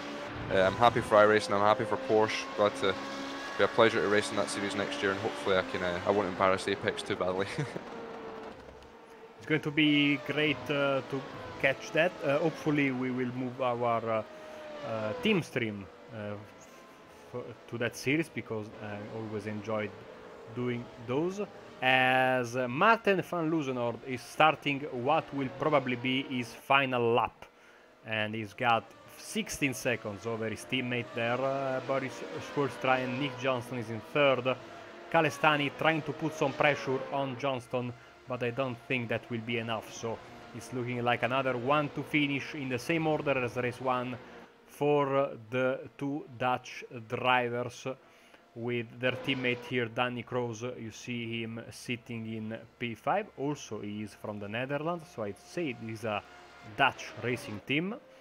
Hopefully they will come to the booth for an interview in a few minutes, so we can have a talk and maybe familiarize with these drivers and, you know, learning their opinions on this race. I'm quite sure they are going to be very positive thoughts and comments about this first race of the series. As final corners for Martin van Loosenhoorn, it has been a masterful drive, both in race 1, starting from pole and winning the race, and this great comeback in race 2, which now goes to the final corner.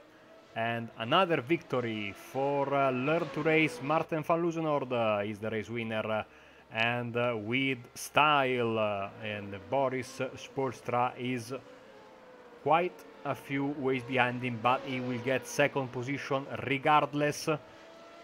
And Nick Johnston for Scuderia Carolina is able to finish in P3, with Calestani not being able to make the move and having to settle for P4. Danny Kroos will finish the race in P5. Then we have Greven, Daly and Joseph Ringros sitting in 8th, sorry, with Rocatello in 9th and King in 10th, as all the drivers are slowly coming to the start-finish line. But here we go with the race winner, and it's Martin van Loosenhoorn. What a great drive from him, and his two teammates, because we must not forget about, of course, Boris, which had 2 podiums, 2 second places, and a great comeback drive by Danny Kroos, showing the great pace he had. He wasn't able to express that pace in race 1 due to a crash, and in race 2, starting from the back, he was able to finish in the top 5. So these guys are already making a statement, Kevin. They are the team to beat. Hands down, yeah. Cannot argue with 2 1-2 finishes in the very first.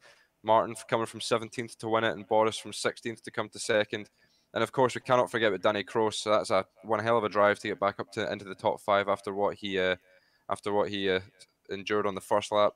One thing we forgot to mention, actually, the stewards were handed out a black flag to James King for an incident on lap 23.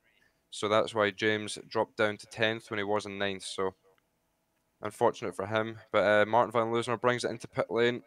I don't think he'll be too disappointed with that run today. That was absolutely perfect. We have the race results on the screen for you for this second race, and Martin van Loosenhoorn is the race winner over Boris Spoelstra, Nick Johnson, Calestani and Danny Kroos, then Tim Greven and Byron Daly, then Joseph Ringros, Rocatello and King rounding up the top 10. Richard Gafencu, Thomas Nolan, David Cudmore, then it's Billy Rose in P14, Mike Partington, a lucky finisher in P15, he was leading the race at the halfway mark, then a hardware failure. Then we had Lewis Emerton in 16th, Ashley Beard and Adam McNally also with problems.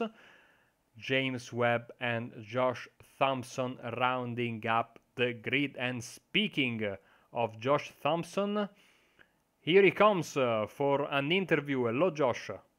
Hello.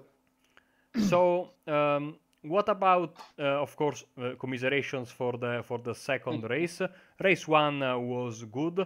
What are your thoughts on the car and the racing that we had today? The car and racing itself is really good. Like, I can't fault it. It's definitely better than what the McLaren produced, I feel. Like, you can actually go for the moves. You don't have to worry about the tyres as much. It's a lot more down to earth, I feel. Even though you still get the occasional bit of aero push, but overall, quite good. The car itself, I thought I had the car there. I just didn't have the fine tuning what Martin and Boris and stuff managed to find. Well, that just comes in laps, and I will openly admit I didn't put any laps in really till this morning. So I was quite happy to be within 10 seconds end of race 1. So yeah, you were talking about the differences with the McLaren. I'd say, judging from here, that not having to fiddle with all those buttons and the hybrid setting really frees your mind and makes you in a position. It puts you in a position to enjoy more the driving and be more focused on the driving as well.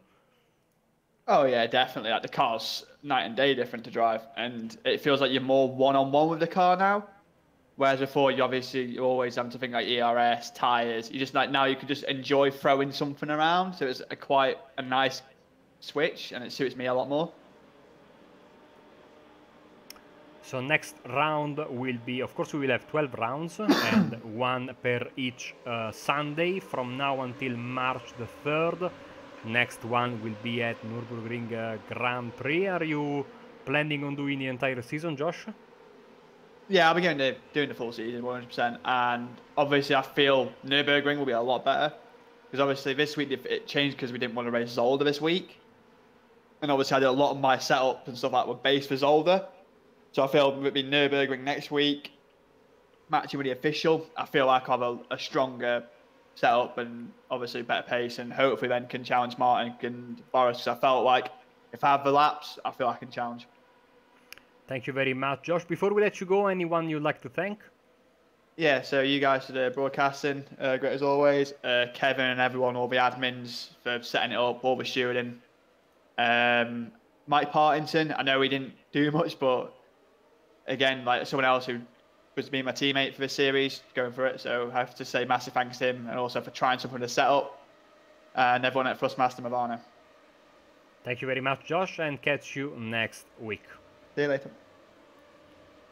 And now, the race winner. It was, of course, a double race win for the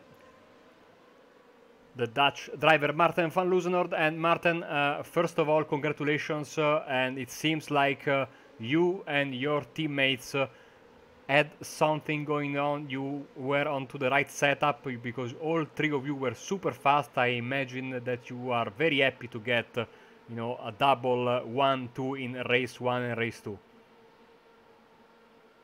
Good evening, everyone. Thanks for having me. Yeah, it was a good race. I actually expected to... I really didn't know what to expect, to be honest, about the others' pace. But yeah, it was a kind of surprise that we were the fastest out there. Yeah, of course, it was a bit of setup work and putting the time in, but I expected a lot more from some other names like Michael and Josh. But yeah, in the end, it was a good race for us. Did you used to drive the McLaren before the release of the Formula Renault, or did you just switch to the Formula Renault, coming from other kind of racing?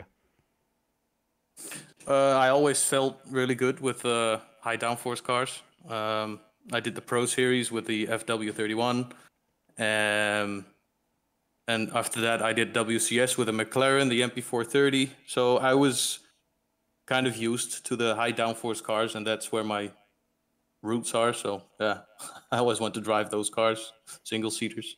What about next week at the Nürburgring? What are your thoughts? And did you do you have an idea in mind for the race setup for that race?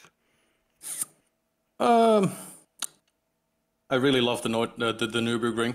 I was about to say Nordschleife because I love that a bit more, but that's not the right track for this car, I suppose. But I do look forward to the GP Strecke because it's a nice track.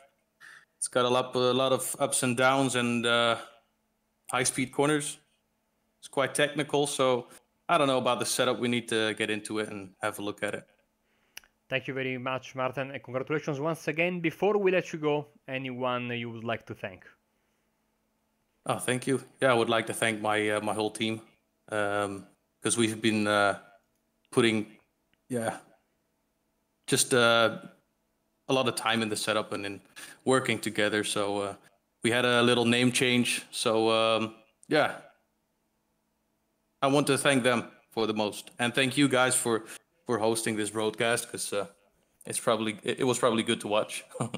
Hopefully it was. Thank you very much. Surely it was a joy to see your comeback in race 2 and the dominant win in race 1, and we'll wait for you next week at the Nürburgring. Thank you very much, Martin.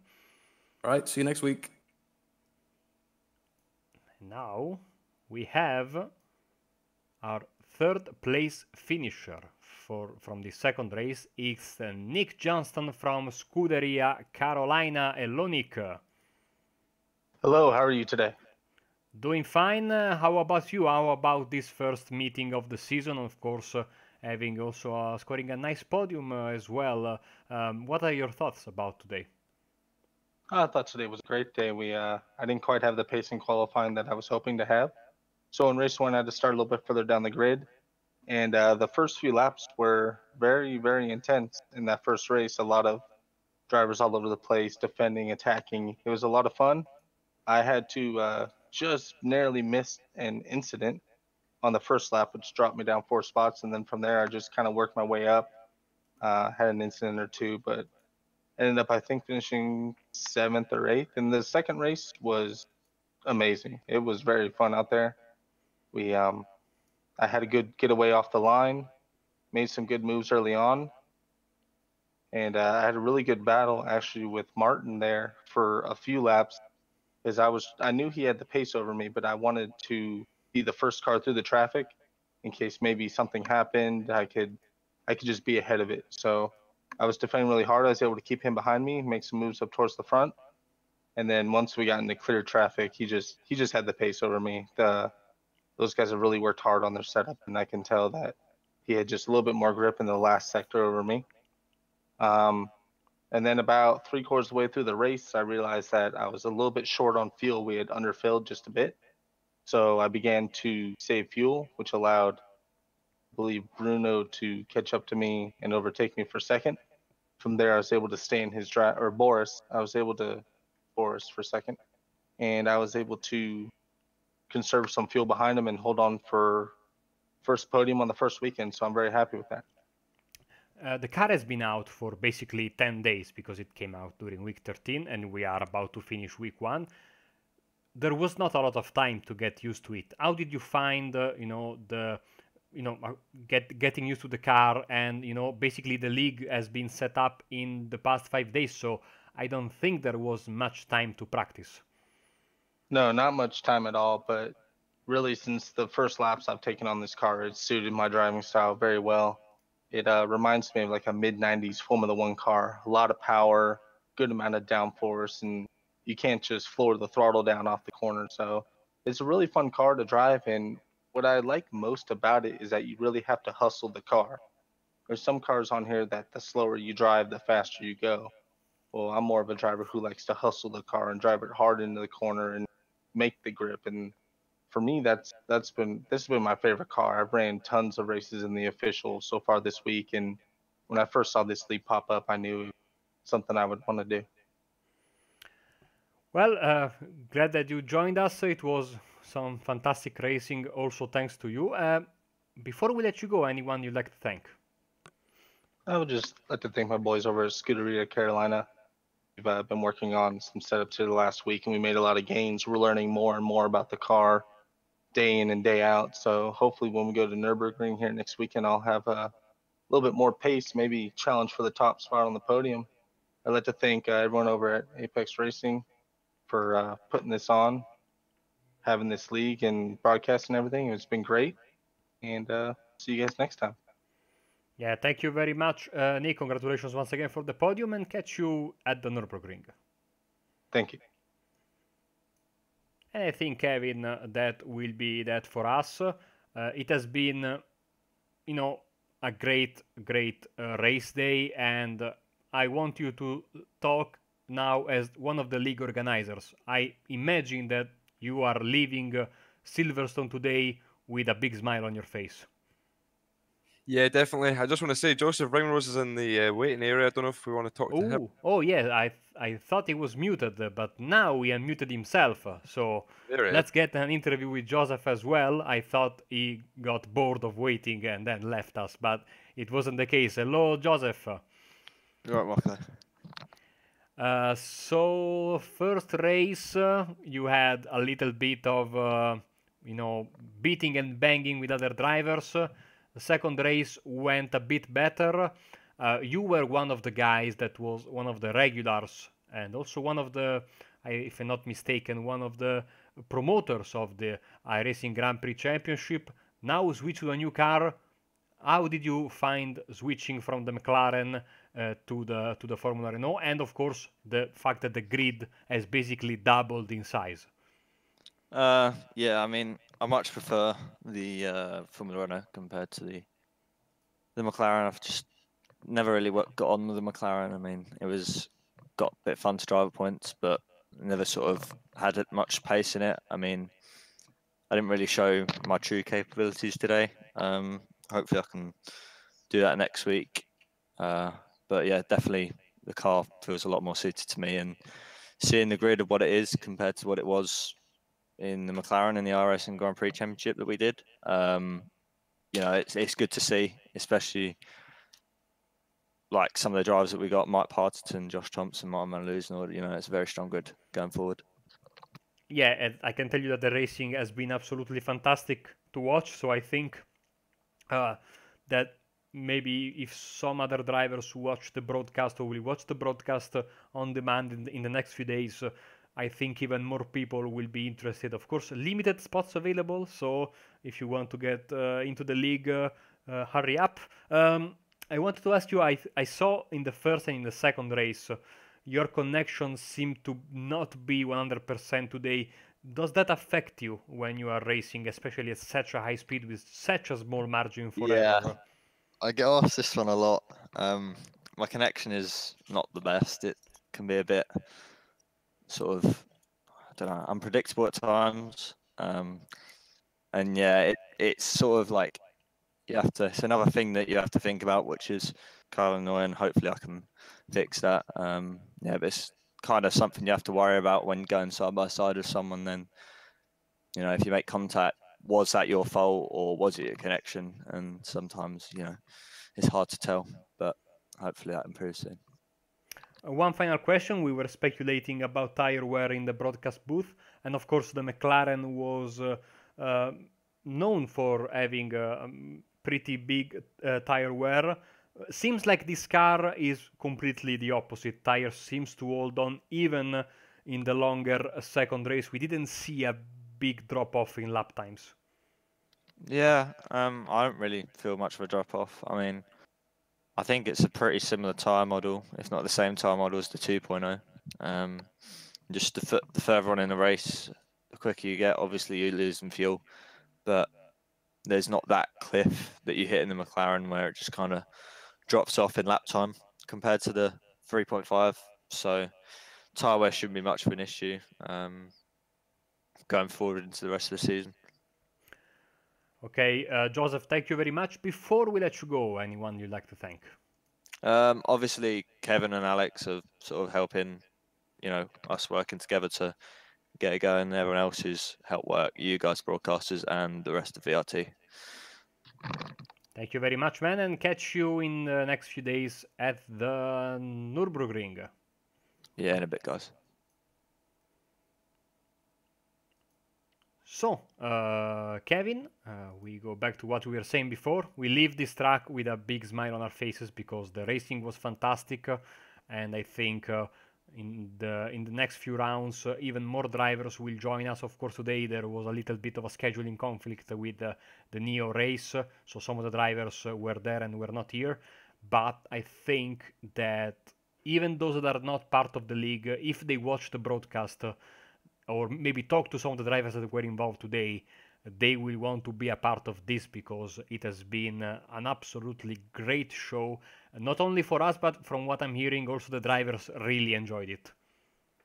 Yeah, it seems like it. That was a great couple races to watch there. I don't think you could find a much better way to spend an hour and a half racing than in a reverse grid Formula Renault race. No, I'm really happy with how that went.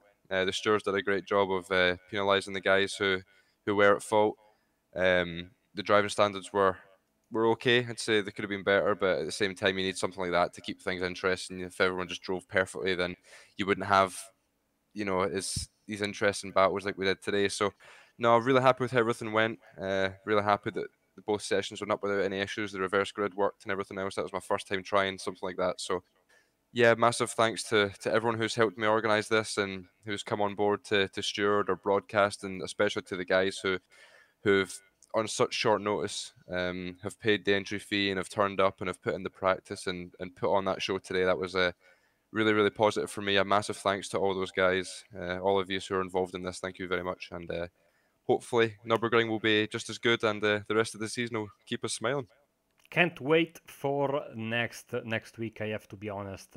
This has quickly become one of my favorite series to commentate on, and I need a big glass of water, because my voice is starting to fading. It was an absolute... It takes a lot to get me as excited as I was in race 2. I'm not your stereotypical Italian commentator.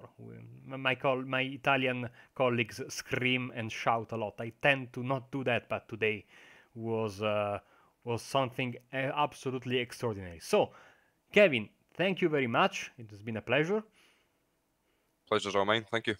And of course, thank you to all the guys and the spectators, the drivers, everyone who joined us for this first race of the season. Like I said many times, we will catch you next week, same day, same start time, from the Nürburgring Grand Prix circuit. Until then, have a good night, and we'll catch you next time.